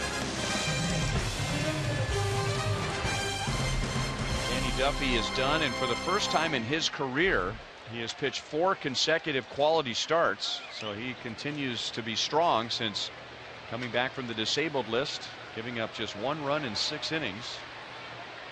He did an outstanding job, especially since early on, first 2 or 3 innings, they were taxing his pitch count. They were battling, fouled a lot of pitches off, and Duffy was able to hang right in there. Execute when he needed to, just gave up that 1 sac fly. The last inning. Ryan Madsen will get Tucker, Carter, and Rasmus. The opponent's just hitting 184. Backhanded by Moustakas on a hot shot in time. So this time it's the Royals defense in the right spot at the right time, and Tucker is 0 for 3.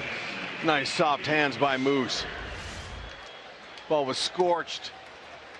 Ball came up. He's able to pick that no problem. That's the hot corner, believe it. Even with a lefty hitting. And third baseman will tell you, most will tell you that that is the hardest play right there. A line drive, low line drive off the bat of a left-hand batter. To the backhand side.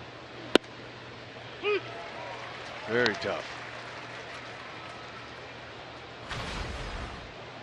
Chris Carter is 0 for 2. He flied to the warning track in left center field last time up.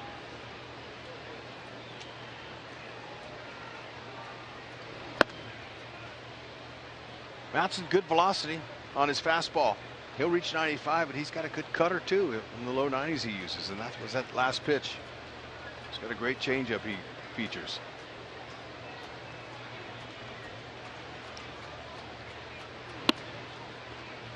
Two and 1 to Carter.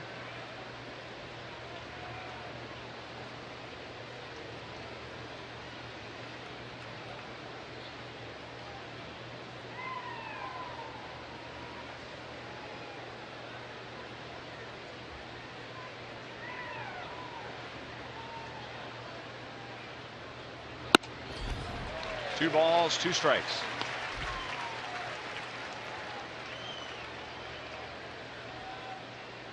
Chris Carter has struck out 117 times. That's the second most in the American League. Only Chris Davis of the Orioles has more.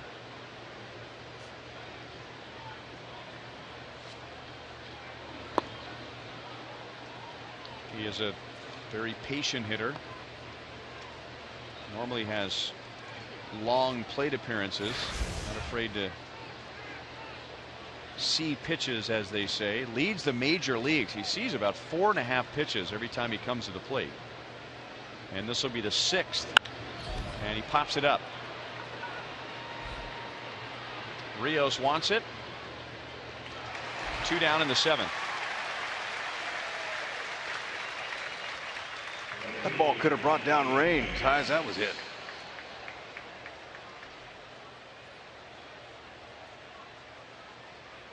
And we've been fortunate so far tonight.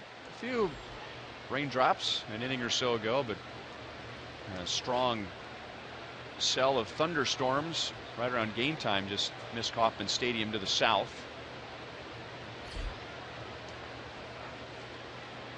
Colby Rasmus with 2 down. Slider is in on his hands. Rasmus has walked and grounded out to second base.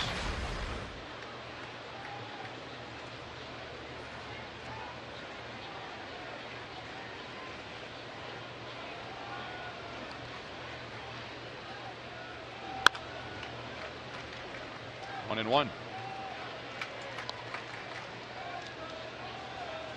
Astros broke a scoreless tie in the 6th inning. Jose Altuve scored on Correa's sacrifice fly. So there has been 1 run and 4 combined hits. That's all. We're in the 7th inning. Great changeup, 1 and 2. That's a great pitch on a lefty or a righty. It works the same, but you see how that movement goes away from the lefty. And it's hard to hit that ball when it's moving away from you like that. It's such a change of speed. Got the corner. That'll put a charge into the Royals as they come up in the bottom of the 7th inning. And they'll have the top of the order trying to put an end to a 15-inning scoreless streak.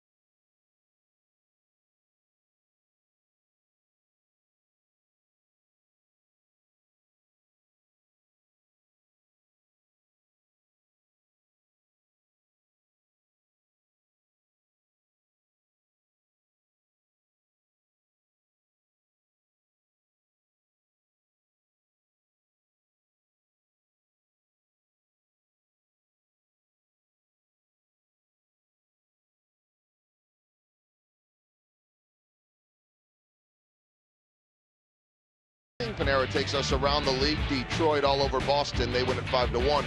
Toronto beats Seattle 8-6. White Sox blasting Cleveland. Chris Sale on the mound. Carlos Carrasco was rocked in New York, losing to Minnesota. And speaking of the Twins, here's our Mazda game break. CC Sabathia on the hill. Battle of veterans. Torrey Hunter tied on the Minnesota home run list. And we'll see that in just a moment. But he was tied on the home run list with Kirby Puckett. And there we go. No way. No chance. There is a base hit. Anyway, Ryan, Torrey Hunter had a home run, and we'll take a quick look at it. Why not? Because as a Minnesota Twin, he ends up with his 208th career home run, passing Kirby Puckett on their all-time list. And after the game, I'm not sure we'll be talking about that, but we will be talking about this one. Maybe Alcides Escobar on Boulevard Royals Live. Ryan, HUD, we'll talk to those guys. Hear from Jeff Montgomery, reaction, and much more coming up. Joel, thank you. That is the first time tonight the Royals have had the leadoff man on. Scott Feldman has spent very little time tonight pitching out of the stretch. Conger won for his last 21. The catcher throwing guys out. See if they can get something going. That was the Royals' 92nd infield hit. That's 5th most in Major League Baseball. See if they can start getting those contagious here. How about a little hit and run with that wide open left side and Moustakas up there? That's a good idea, really. You got to do something here. It's getting late. You got to spark up that offense. You know, there's plenty of holes in the diamond, and you give Moose that hit and run, he knows what to do. Try to stay on top of the ball and just find that hole. The hit by Escobar was the Royals' first since the first. And Mike Moustakas pulled one through the overshift on the right side. And it's only the third base runner for the Royals all night. Feldman had set down the previous 13 Royals before Escobar's single. And in the count, 2 balls and no strikes. Both teams the best in the league when you get into the later innings. The Astros have outscored their opponents by 51 from the 7th inning on. The Royals have outscored their opponents by 47.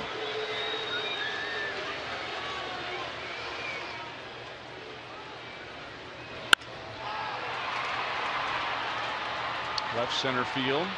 Marisnik is there. One down.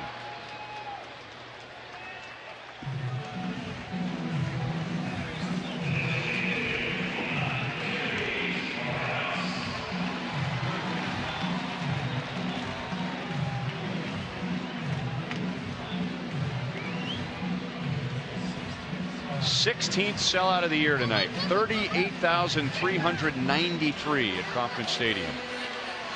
Hoping the Royals can break through. The Royals on Thursday, they scored in the 9th inning at St. Louis.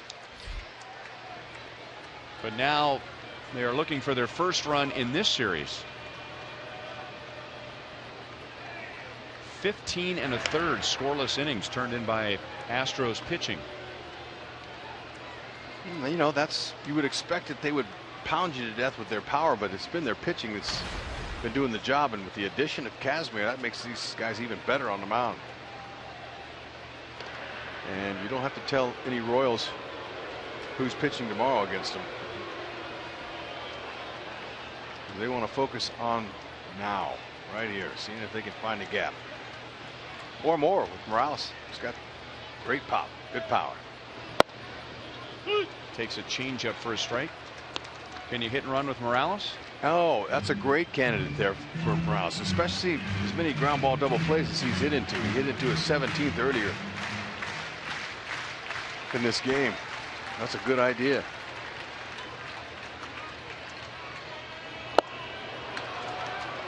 No balls, 2 strikes. That was not a hit and run type swing. That was a let's take the lead 2-1 swing. It's hard to ask your leading RBI guy to hit and run, but sometimes when everybody's scuffling like this, not a bad idea, and as many ground ball double plays as he hits into. But let's see if he can get one airborne. Feldman throwing over several times to Escobar. Nothing special with his move. Doesn't really concern himself with base runners.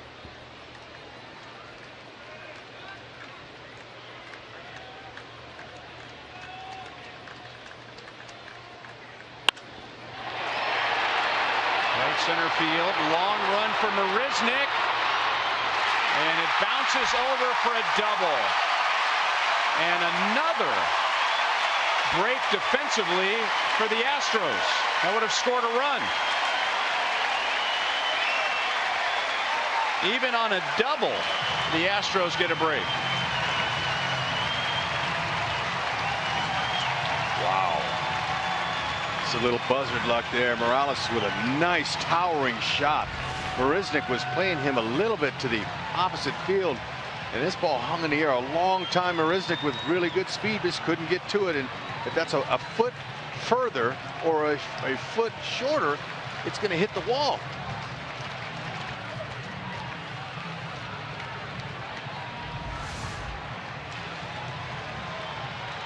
A.J. Hinch, the former catcher. He's the one who comes running out. Now the pitching coach, Brent Strom, to talk to Feldman, maybe talk strategy with Hosmer coming up with runners at second and third.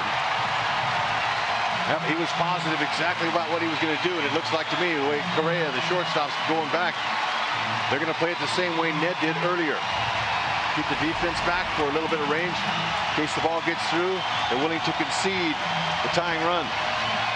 Both teams have great bullpens, so both managers have a lot of faith. And what they're going to do is they're going to set up Feldman and Salvador Perez.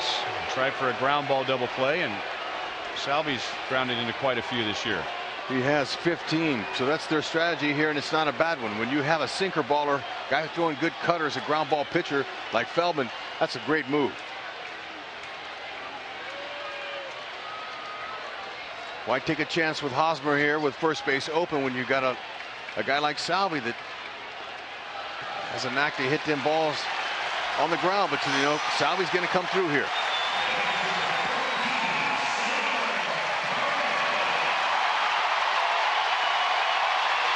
The Royals are 0-4 against Houston this year.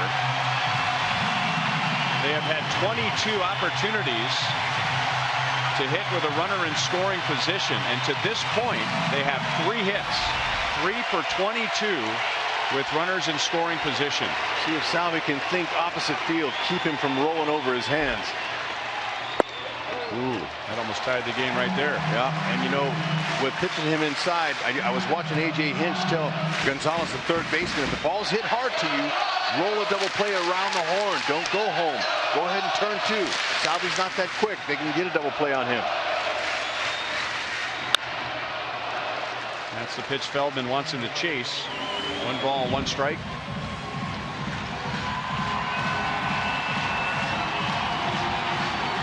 So if you're Salvador Perez, you want to think middle to the opposite field here. Anything middle away, it's elevated. Take a shot at it that way. Rasmus very shallow and right.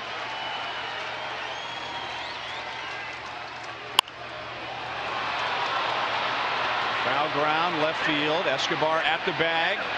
Tucker catches. Tucker's throw to the plate is offline.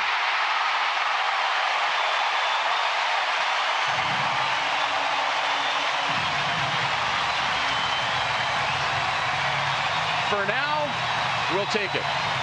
The way their luck's going, that's good luck. They may be able to get a run here. Tucker. Throw was way offline. There's no chance to get Escobar. This is a good call by Jershely. And Hosmer with the tag at first base.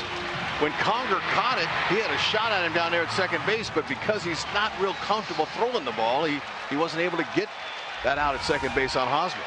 So that gives the Royals an opportunity here to take the lead with a 2-out knock.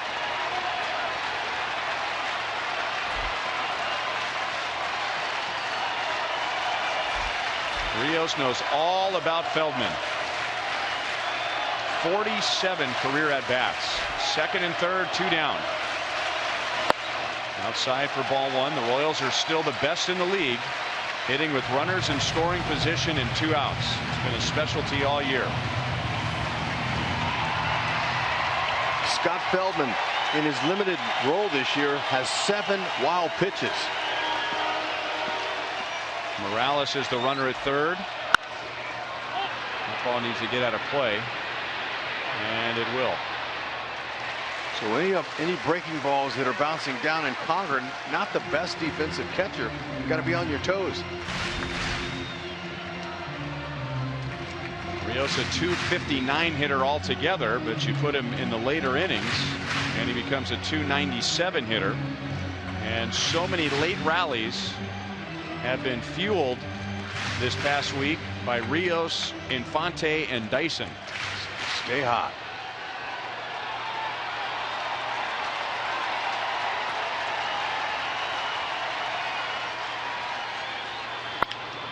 On the ground to third. Gonzalez throws on the run in time, and that ends the inning. But the Royals break through.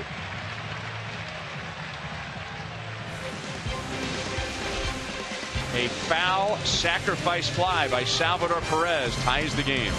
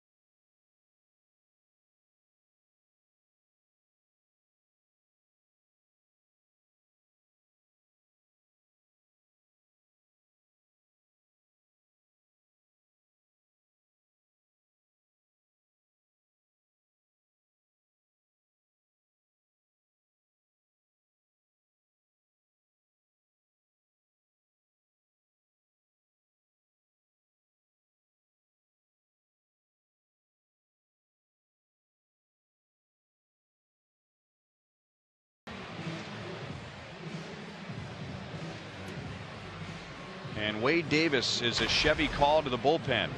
Danny Duffy gave up 1 run in 6 innings, his 4th straight quality start. Ryan Madsen had a 1-2-3 7th. And now Wade Davis, who hasn't pitched since Wednesday. And on Wednesday, he only pitched a 1/3 of an inning. That's good whenever you can go that many days without using Davis. You know he'll be pinpoint.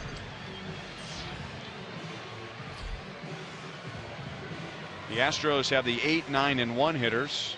Hank Conger, Jake Marisnick, and Jose Altuve. Conger, a much better hitter from the left side, 320.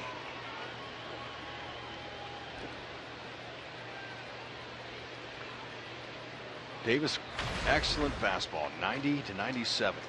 He'll cut it in the lower 90s. Overhand curve. 3 extremely effective pitches. That curve hangs high. We've gone that long without pitching. Usually it's the curveball that's the one that needs the work. It's the field pitch.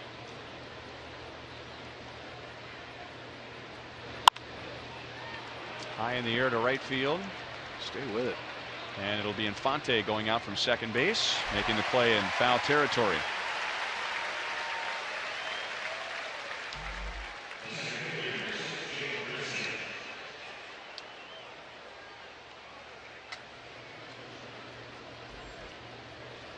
Wade Davis, 41, make that 42 innings with that pop-up. 2 earned runs. 2 earned runs in 42 innings. Whew. That's hard to do.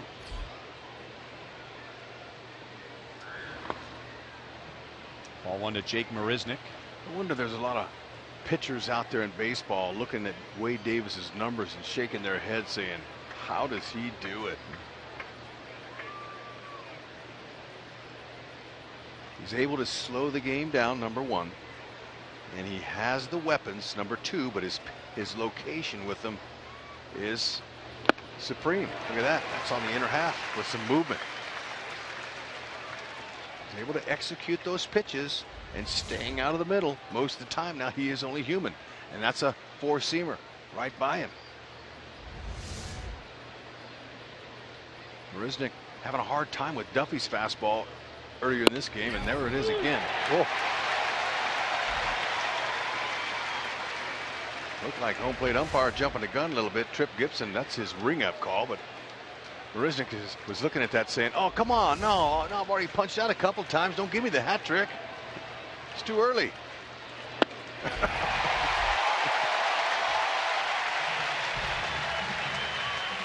3-strikeout game for Jake Marisnick. 2 down in the 8th inning.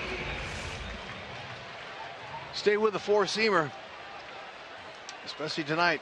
Hasn't been able to catch up.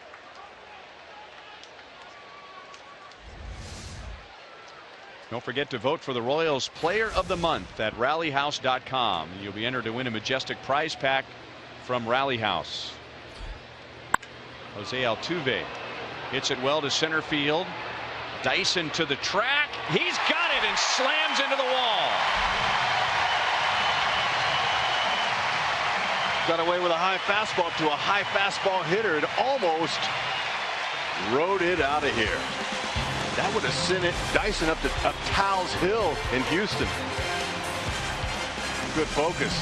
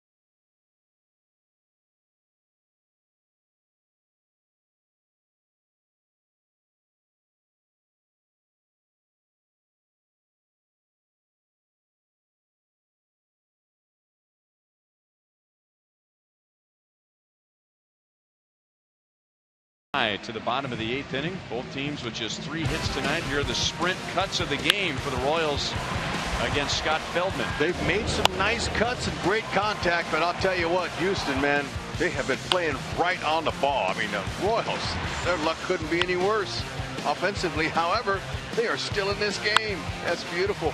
Keep the pressure on them. Those balls will soon find holes. Stay on him.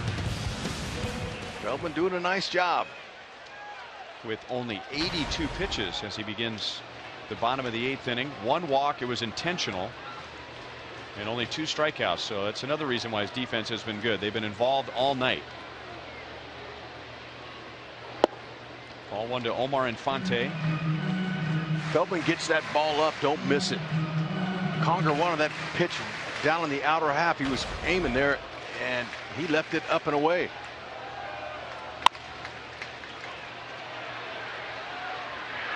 Correa throws out Infante. 1 down in the 8th inning. That's what I was talking about. The next pitch right there, right down the middle, up, elevated. Pat Neshek warms up in the Astros bullpen.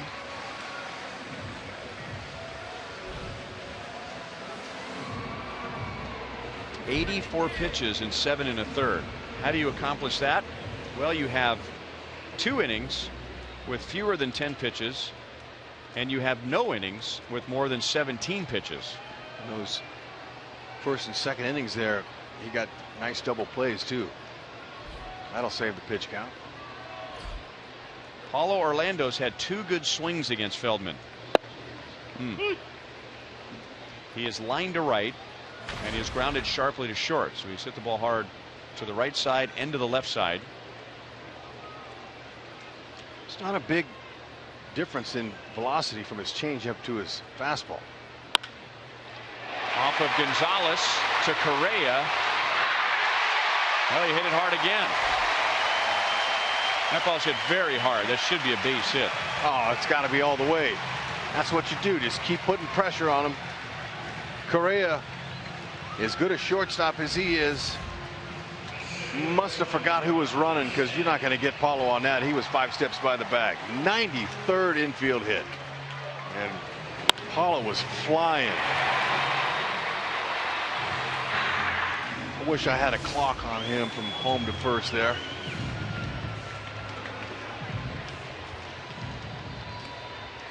Excellent speed at first, excellent speed at the plate. Time to turn Paulo loose. Great time for a little hit and run.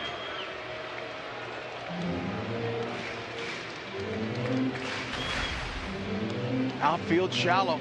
They don't respect Dyson's pop at all. Lots of room out there too. If he can just find a gap, it can be a lot of fun to watch these 2 speedsters run the bases. In the Royals' last 2 wins, Gerard Dyson drove in the go-ahead run. On Tuesday night against Pittsburgh and on Wednesday night against Pittsburgh.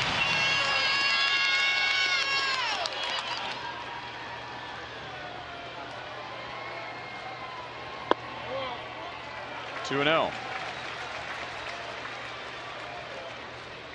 Dyson is used to pitchers pitching him up in the zone, so he's really been concentrating on using his top hand on the top of the baseball bat to stay on top of those fastballs and hitting line shots.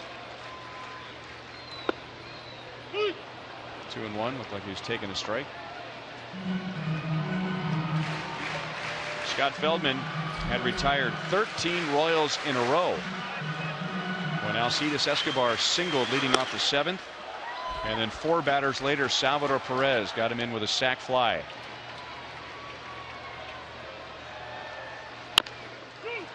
Feldman fought about second base, so he gets an out, but the go-ahead run moves into scoring position. Must not have been able to get a grip. And if you're not convicted about that play, you do what he did. Take the out. You throw that ball away, that's a big mistake. So he obviously did not get a grip.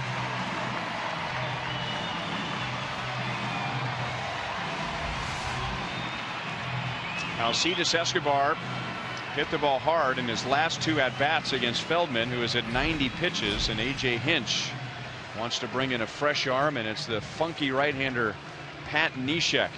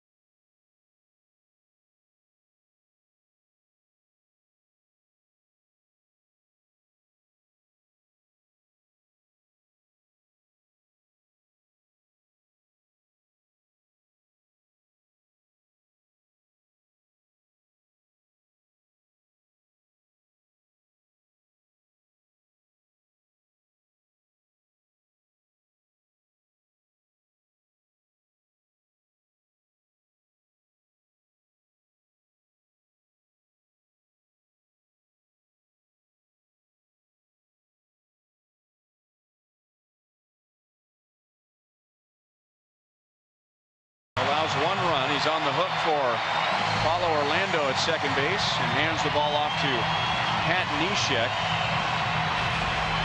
And the Astros have the best percentage of stranding inherited runners in the American League. Neshek has inherited 14 and only allowed 1 to score. Well, he's got a delivery you definitely can't teach. He is funky. Sidearm delivery, herky jerky motion, 87 to 93 with his sinking fastball. He's got a slider and a changeup. Very deceptive. Got to concentrate on that release point from the side. Got Escobar to pop it up. And Marisnik will make the play to end the inning. Orlando is stranded at second base, and we go to the 9th in a 1-1 tie.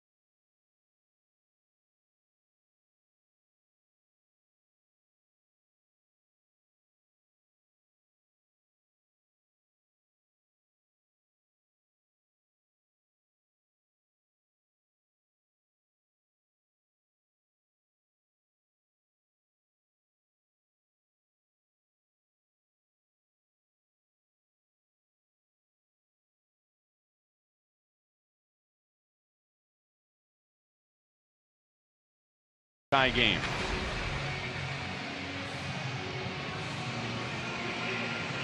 Good numbers overall. In his last 2 appearances, he has allowed 3 runs on 6 hits with 2 walks against the White Sox and the Pirates. But he is not a machine. Greg Holland will have a little bump in the road like that 2, maybe 3 times a year. He'll get the 2, 3, and 4 hitters in the 9th inning, beginning with Marwin Gonzalez, then Carlos Correa and Evan Gattis. Gonzalez helped set up the Astros run in the 6th inning. He had a double that sent Altuve to third, and then Altuve scored on the sac fly by Correa. Royals got their run in the bottom of the 7th on a sac fly by Salvador Perez. Holland fastball, slider, occasional split fingers.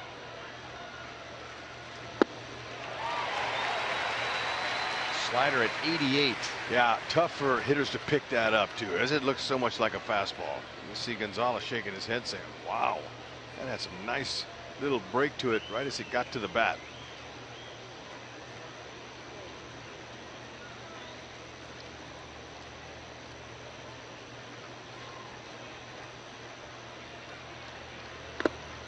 It's a battle now of perhaps the 2 best bullpens in the league. The Royals bullpen has the lowest ERA. The Astros has the 2nd lowest ERA.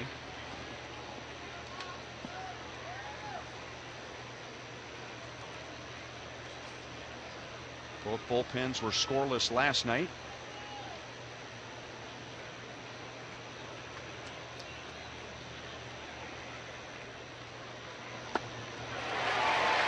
Changed the tilt on the slider there, more like a curveball. And Gonzalez swung so hard he lost his balance, and it's 1-2. Every once in a while, Holland will throw one really slow up there, and that's an effective pitch. You can see how far out in front he was on that one. So the first slider was 88, and that pitch comes in at 79.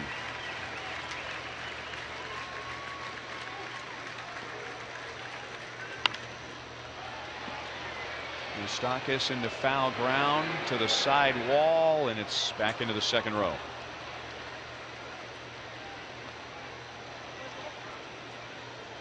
So when you start a hitter off with those 2 type of pitches there, the slider and then the slow boy curve, that's what he calls it. And you throw that fastball, comes out of that same plane as a slow pitch. It's tough to catch up. You almost got an out of it.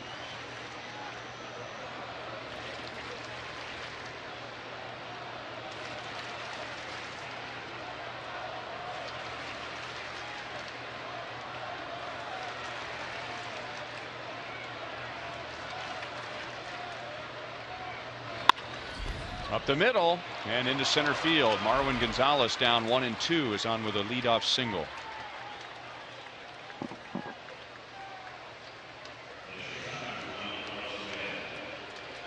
Gonzalez was hoping for a fastball, and he got it.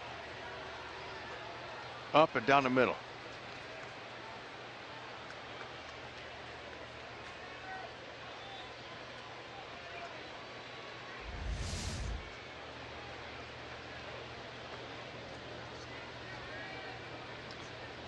Carlos Correa drove in the Astros run in the 6th inning with a sac fly. As potent as this guy is with the bat, I'd be shocked if A.J. Hinch asked him to bunt. Especially a guy like Holland. Right. Fastball at 95, 0-1. First time that Correa has seen Greg Holland.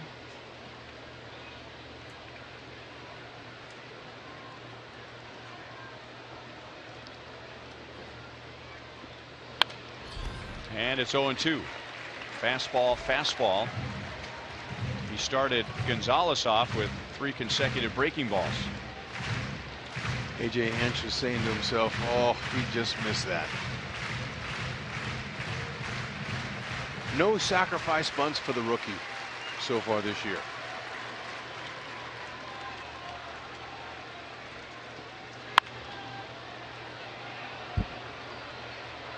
And maybe never in his career. Right? Yeah, I wouldn't waste it out with this kid, his potential, his pop.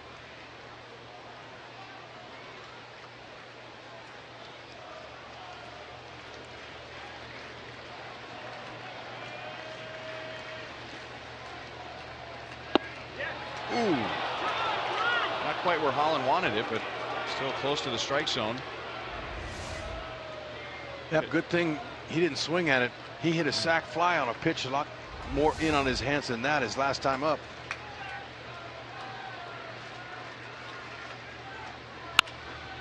Up the middle. Out. Safe.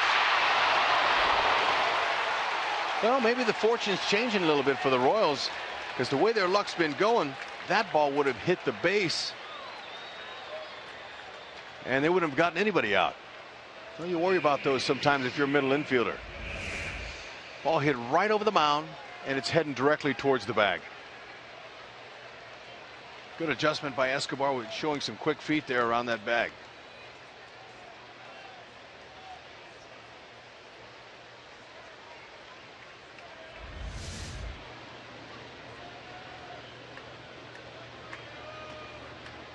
Evan Gattis with 1 on 1 out.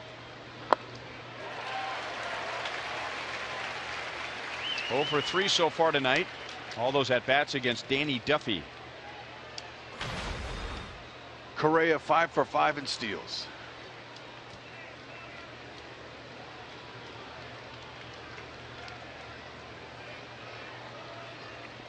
Doesn't have a very threatening lead at the moment. 0-2. He just takes a rip, doesn't he? I mean, he's aggressive. And I say it before, and I don't mean this as an insult. I mean, he's a big league hitter with 16 home runs, 57 RBIs, but there's no technique. I mean, it's just see ball, hit ball hard. Same pitch. Go back to it. Runner going out. Double play. And the Royals have a chance to walk it off. Momentum swing right there. Salvador Perez is the best. Look at that transfer and right on the money, honey. Gattis, you got to go, and Correa, you can go with him.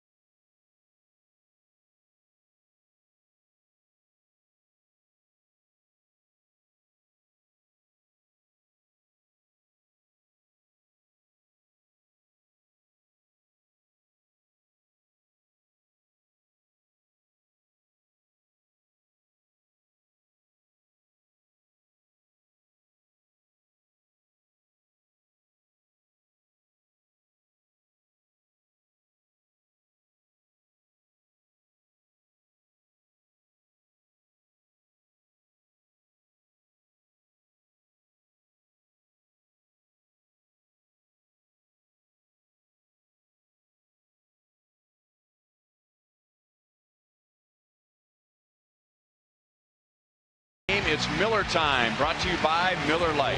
Holland, excellent pitch, but not an easy throw for Salvi, especially where that pitch was down and in. But man, he's so quick with his transfer, and the accuracy on his overhand throws are just fabulous. Talk about a momentum shifter. That's exactly what that was. Sellout crowd of over 38,000. Pat Neshek in relief of Feldman in the 8th inning. Got the final out. Now stays on for the 9th. And a strike to Mike Moustakas. 1 for 3 with a first inning single.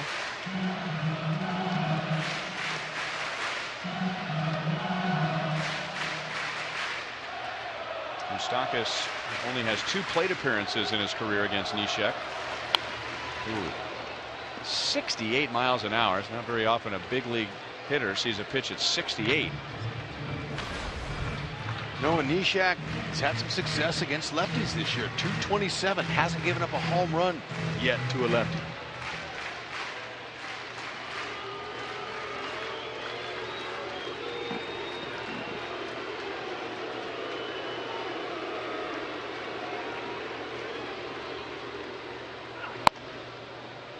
Outside at 93.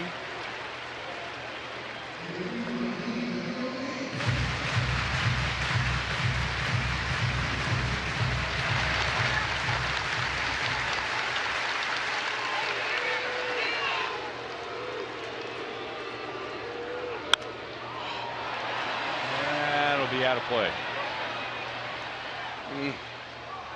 When I saw Hank Congers coming up out of his crouch wanting that high fastball from Neshek, I had flashbacks of that 3-0 fastball he hit, Moose did, for a 3-run homer a couple games ago against the Pirates. And he almost got it. Usually that pitch there, that high fastball, sets up an off-speed pitch.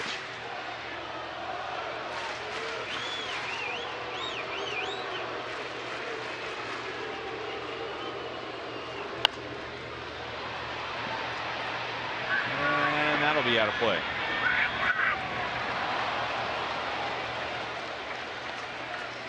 Moustakas 0 for 1 with a walk in his 2 plate appearances against Neshek.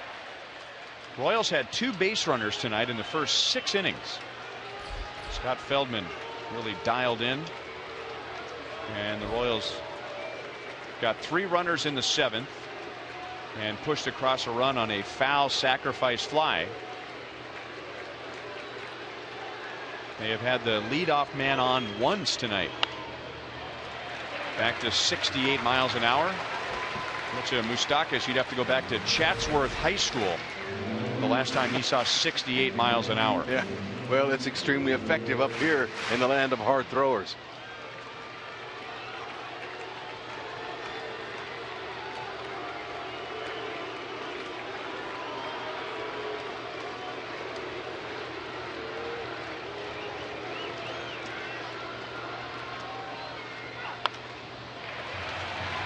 Battle continues.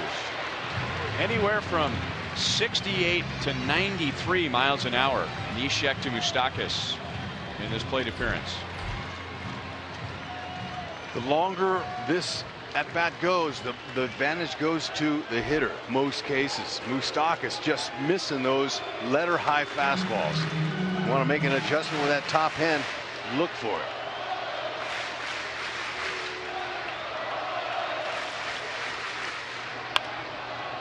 .66 miles an hour.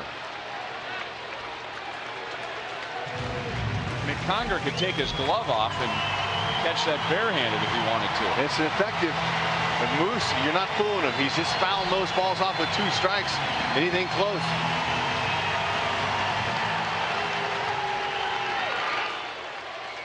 That's what you do as a hitter. Foul them off until you get the one you like. And then you drive it.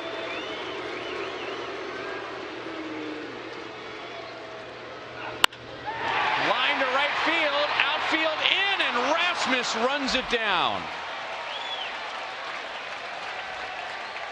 That was a heck of an at-bat. Sure was.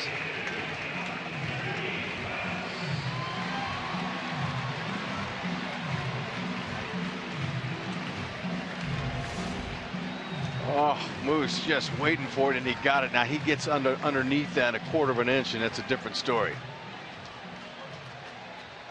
Almost got burned by playing that outfield in. Rasmus with a great jump. Morales 1 for 3 with a ground rule double in the 7th inning. Going the other way into the left field corner.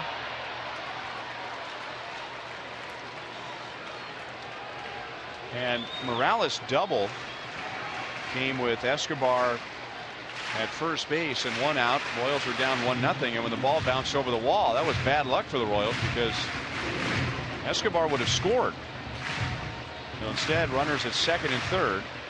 And then Salvador Perez got the sacrifice fly to score Escobar.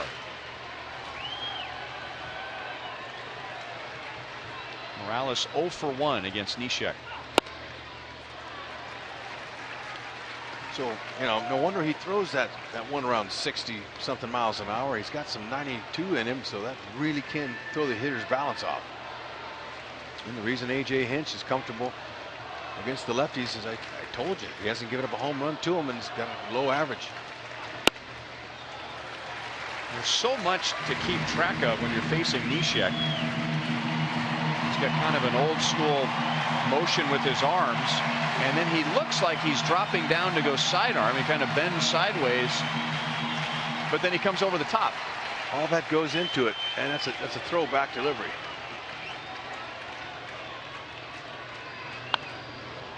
.67 miles an hour, 2 balls, 2 strikes. Morales just a tad ahead of that, but that was a perfect swing.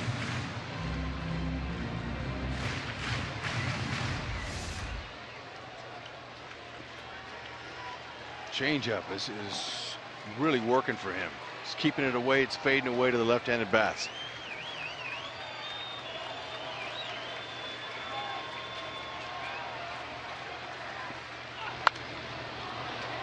Royals have had good swings.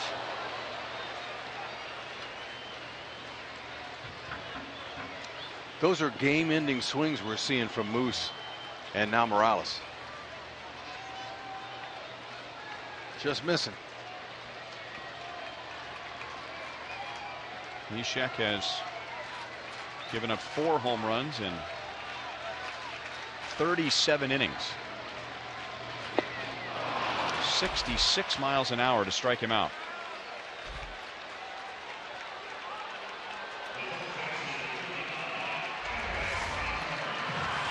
He took so much off of this one that Morales just could not hold off of it.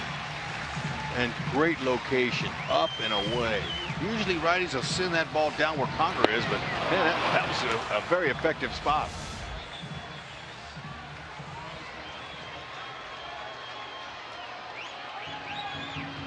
Hosmer's first at bat against Neshek. And the first pitch he sees is 67 miles an hour.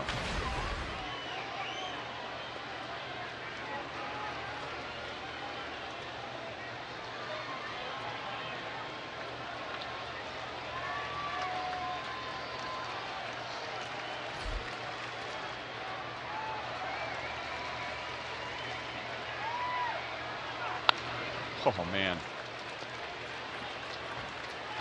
Royals have just missed. I mean, on foul balls, line drives against this guy about 5 times in this inning. And there's frustrated Royals going back to that dugout, but again, it's Neshek's delivery that's deceptive, that they're not able to exactly pick it up and square it up.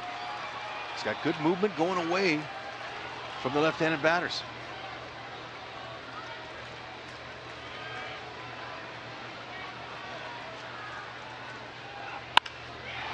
Left field, deep it up into the corner. It is off the wall.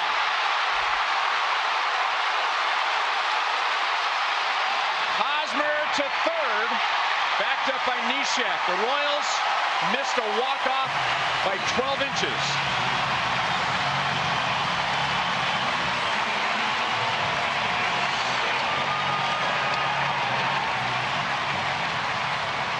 I thought that had the distance, especially the way Hosmer hit it with that backspin. It looked like it was going to be enough to wrap around that 330 foul pole, and just end up short. Tucker got to the very end. Oh man, just missed. And Haas with some good hustle, and that's going to be it for Neshek, who just dodged a huge walk-off potential home run.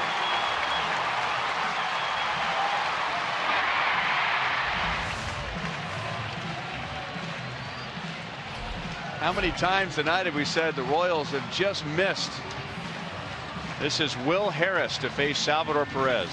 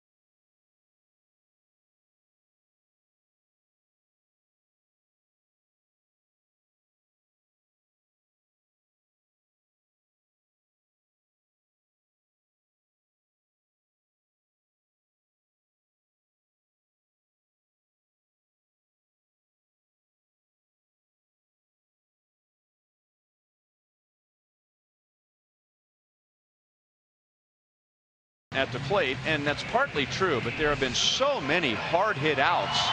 The Astros have had almost a flawless game with defensive alignment, and Eric Hosmer just missed ending the game by a foot. This is Will Harris, and we've been telling you about the Astros' big turnaround in their bullpen this year, and you usually have a surprise pitcher for that to happen, and Will Harris has been that guy. A 1.23 ERA in 39 appearances, and he's on to face Salvador Perez with a runner at third and 2 down. Fastball, curveball. Way outside, ball 1. Harris does not have a wow pitch thrown this year. You just never know. That curveball's 77 to 79, fastball 88 to 93.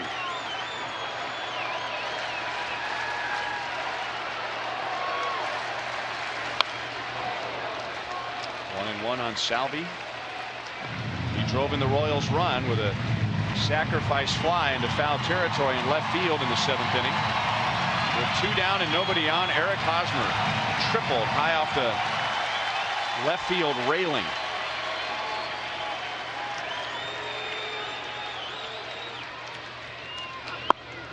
Unger almost boxed that one down and away. 2 balls, 1 strike.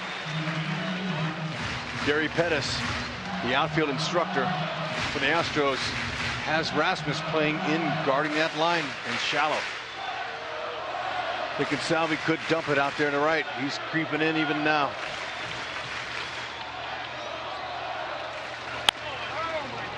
And now 2-2.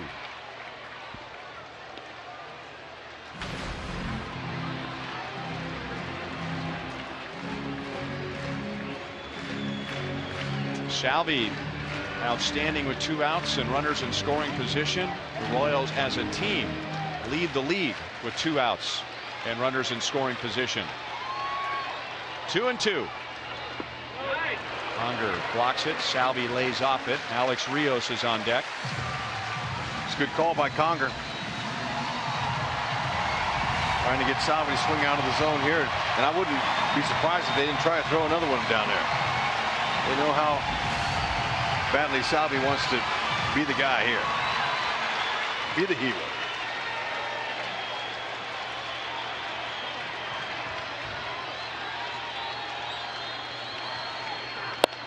And he takes a walk. Salvador Perez in a clutch spot.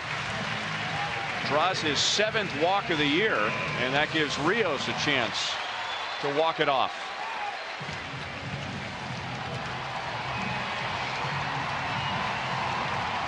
th sellout of the year. 38,393. And here comes Astros pitching coach Brent Strom to chat with Will Harris before going after Rios. No Royal has more than 1 at bat against Will Harris, and only 1 Royal has a hit against Will Harris, and that man is standing at the plate, Alex Rios. Speaking of standing, there's not one fan here sitting.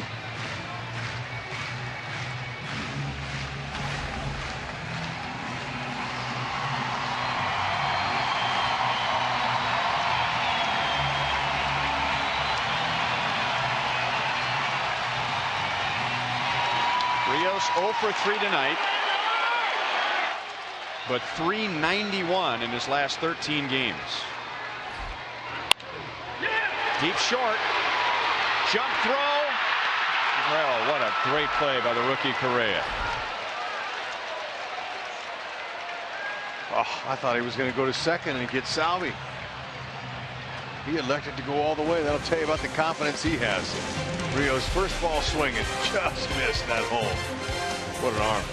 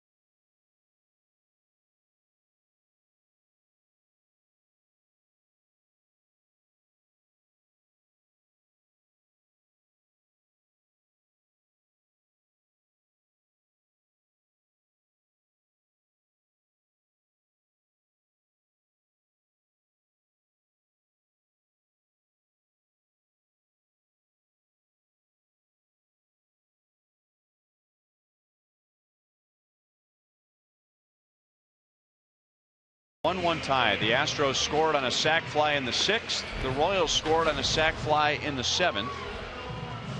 And tonight it is DHH, as in Davis, Holland, and then Herrera. You'll get Tucker, Carter, and Rasmus in the top of the 10th inning. Both teams with winning records in extra innings. The Royals are 5-1. Just missed. Boy, it has been a just miss night for the Royals. I'm with you. I thought the Royals caught a break when Correa went to first base. He would have had a much higher percentage out at second base, and he threw a perfect strike to Chris Carter. How confident he is in his skills in the hole. That was beautiful, especially with the game on the line. It wasn't a play mid-game. That speaks volumes about that young shortstop. Herrera's first pitch is 100 miles an hour. Preston Tucker, who had 3 hits last night, is 0 for 3 tonight.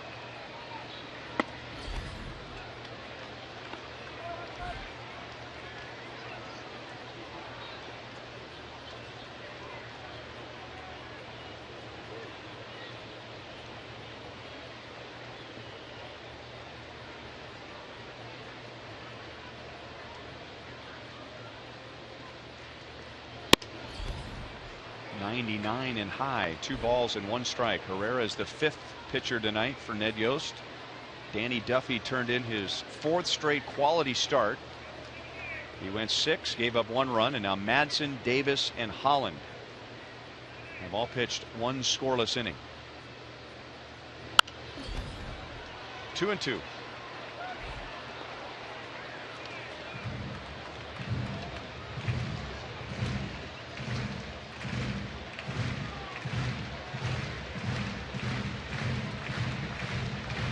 Houston Astros have won 5 straight. They are 6-1 since the All-Star break, after stumbling into the All-Star break.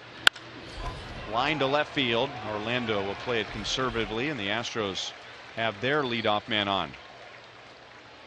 I tell you what, he hits the ball hard, Preston Tucker. He sure does, and he's like most hitters, love that hard fastball if it's out over the plate.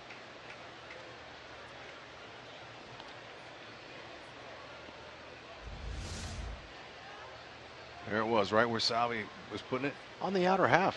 Good, nice, easy swing. Elevated. Hit it hard.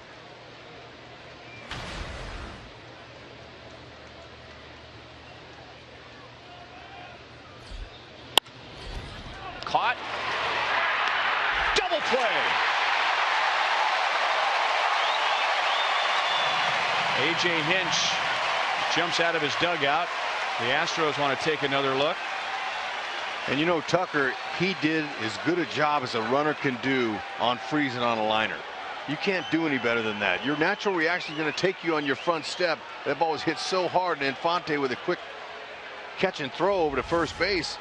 You know, there's no fault in that right there. He took that half a step and went back and did all he could. And first base umpire Chris Guccione was right on the call. He was right there. I mean, he's staring right at it. He's out. Yeah, he's got a perfect angle on it. And this is not a bad read by the Astros replay coordinator. We're in the 10th inning. The Astros have not used their challenge. You can always request a challenge, a crew chief challenge from the 7th inning on. So A.J. Hinch didn't even wait to hear what his replay coordinator had to say. He said, well, let's just go for it and see what happens. Yeah, Guccione, he's a veteran umpire, and he was in great position for that. He was right on it.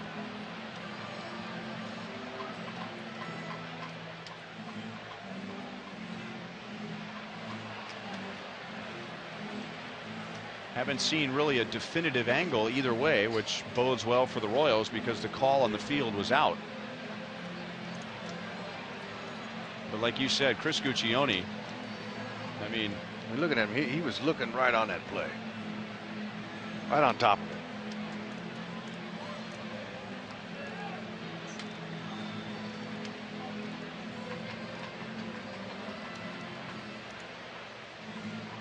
That ball is up a little bit higher off the bat. That's a gapper. That ball was smoked.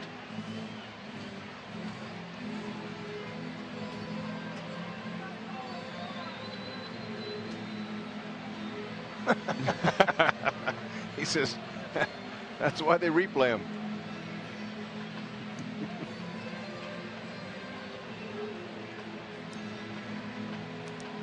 Escobar's talking about that swing from Carter right there. It was nice and easy. So Herrera, fastball's good, but the location hasn't been so far. There's been some guys, and there it is. And the call stands. So just like us, the umpire in New York didn't see anything convincing either way. So deferring to the call in the field, and now 2 down and nobody on. Royals haven't turned a double play all night, and they get one and right at the opportune time.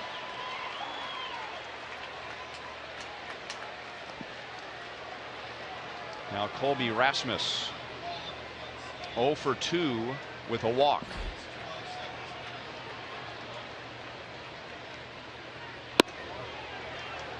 Mark Carlson is the crew chief. I like Mark Carlson's style.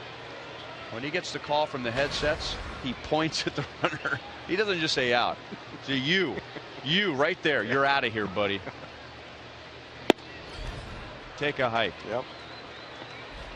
He made that call with conviction.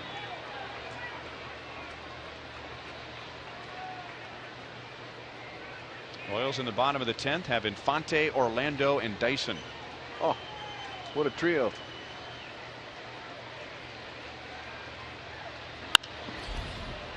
And that's hit well to left field, but room for Paulo Orlando. He's got it. Hud, is this a you got to go? Absolutely guilty.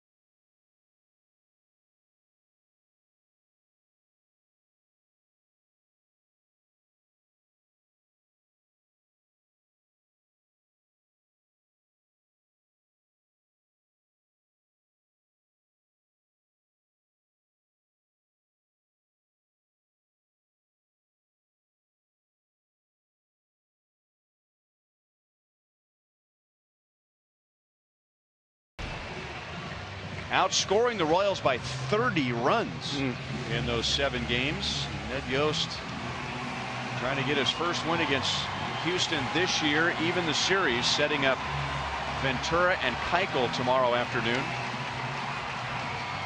Will Harris got the final out of the 9th inning on an excellent play at short by Correa, and he stays on for Infante, Orlando, and Dyson.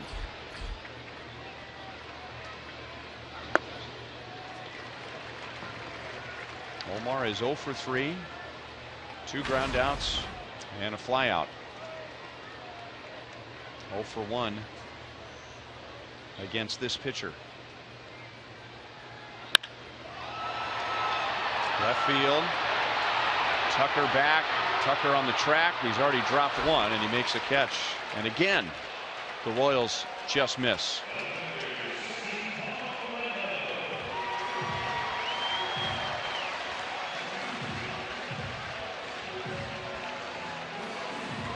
Although Orlando has had some just misses tonight. He is 1 for 3, all those at bats against Feldman. He is lined to right. He is grounded hard to short, and then had an infield hit in the 8th when he hit a bullet off the third baseman Gonzalez. Harris fastball, curveball. More Kauffman Stadium late inning heroics for Orlando. Yes. Not if he keeps hitting that spot there, though.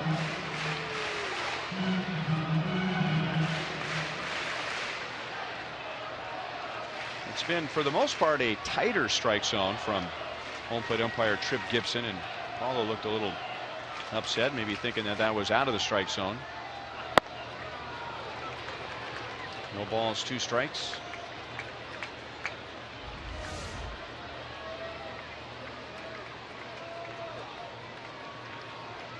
Good swing. Head didn't pull off of it. He was thinking middle of the field. It's just under it.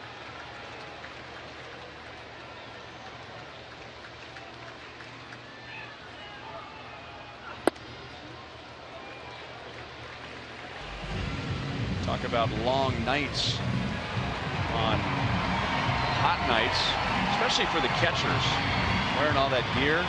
But they get to go to the dugout in between innings, cool off, maybe change their t-shirt. Not the home plate umpire.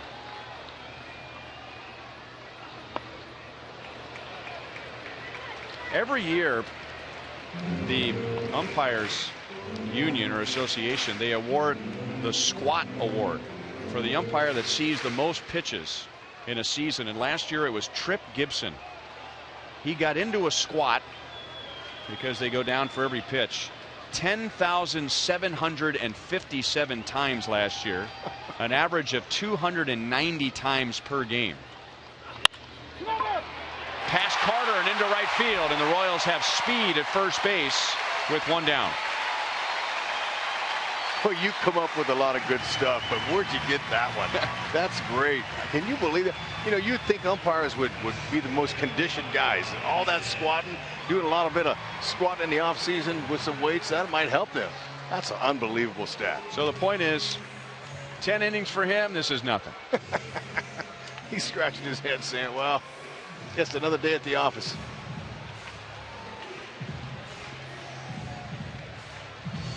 That's a nice stroke by Paulo, not trying to do too much, just set that table up for 2 guys that can get the job done.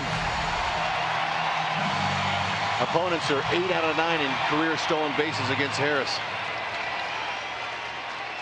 And if we know that, the Royals know that. And Dyson takes a strike, maybe giving Orlando the opportunity to run. Yep. How about Gerard just pulling one down that right field line? He has the go-ahead RBI in the Royals' last 2 wins. Not running. Line to right. Rasmus is there. Throw back to first. Back in time. 2 umpires made the call. Chris Guccione, the first base umpire, looked at the second base umpire, Mark Carlson, and in unison they both said safe. And once again, the Royals hit the ball hard, and the Astros are in the right spot. Ball was sinking quick. Rasmus has been playing Royals hitters shallow all night. And Paulo, he was already going into his turn. So you got to check the outfielders, right? That's right. For every pitch.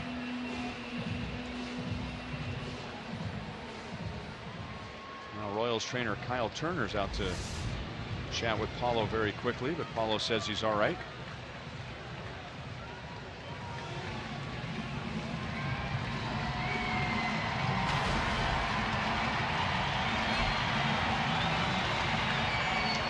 Alcides Escobar has scored the only run for the Royals tonight.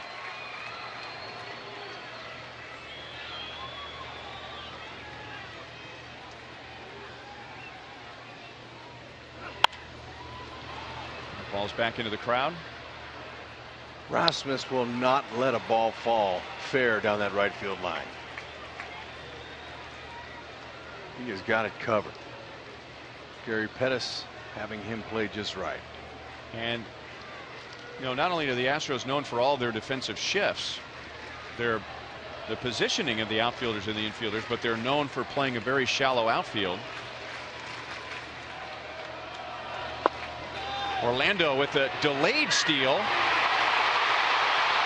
And he's going to hold at second base, so the winning run is in scoring position. Good idea for Paulo to stay at second there. And a great delayed steal. Crow hops 1, 2, 3. By then, Conger had to double clutch it. And that is beautiful. That's what it's designed for. Catcher, he's looking over on the pitch to see, he's peeking if he takes off first movement on a regular steal. But that 3 Crow hops is ideal. That's what they teach. Good heads-up play by Marisnik, too. He was sprinting in from center field as the throw is being made.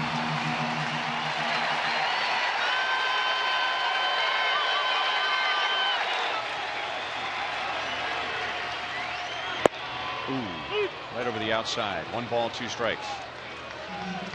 Rasmus, the right fielder, in shallow. He's got 4 outfield assists. Marisnik in center has 6. Preston Tucker with just 1. Look at how shallow Rasmus is now.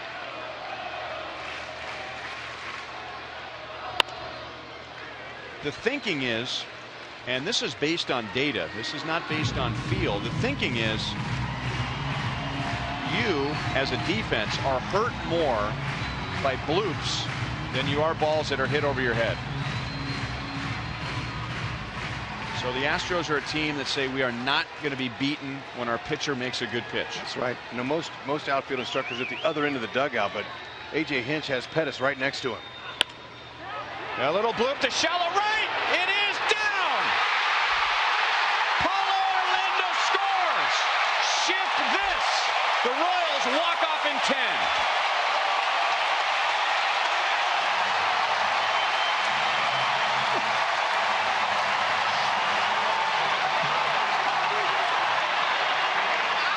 Focus becoming on Rasmus, and they did doink it right in front of him.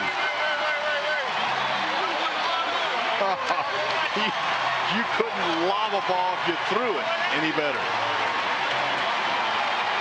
4th walk-off of the year for the Royals in just timely fashion. They'll take it. Finally beat the Houston Astros. I thought the Royals, if they were going to burn the Astros defensively, they'd have to hit one over Rasmus' head, and Escobar got his pitching wedge out and placed it perfectly between Altuve and Rasmus.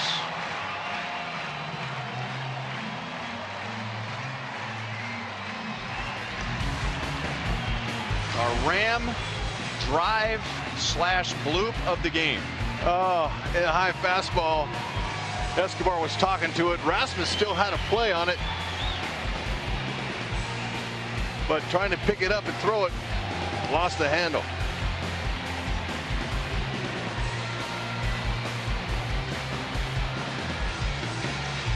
Well, we just got done talking about it, Hud. Yep. That's what the Astros try to do defensively. Prevent being beaten by hits like that.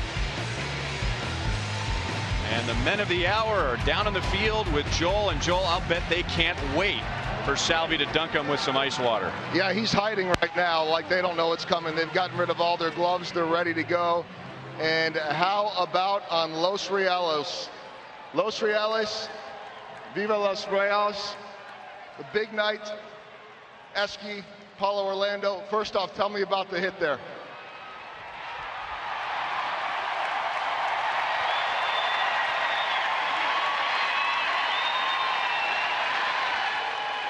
By the way, Salvi was barreling down like a linebacker there. Okay, Esky, they cooled you off. Tell me about the hit. You know, just looking for really good piece around the strike zone. They throw me fastball, just trying to put the ball in play, and I get a base hit. And Paulo, he can run and score easily in that one and win the game. Venezuela and Brazil getting it done on that final play. And Esky.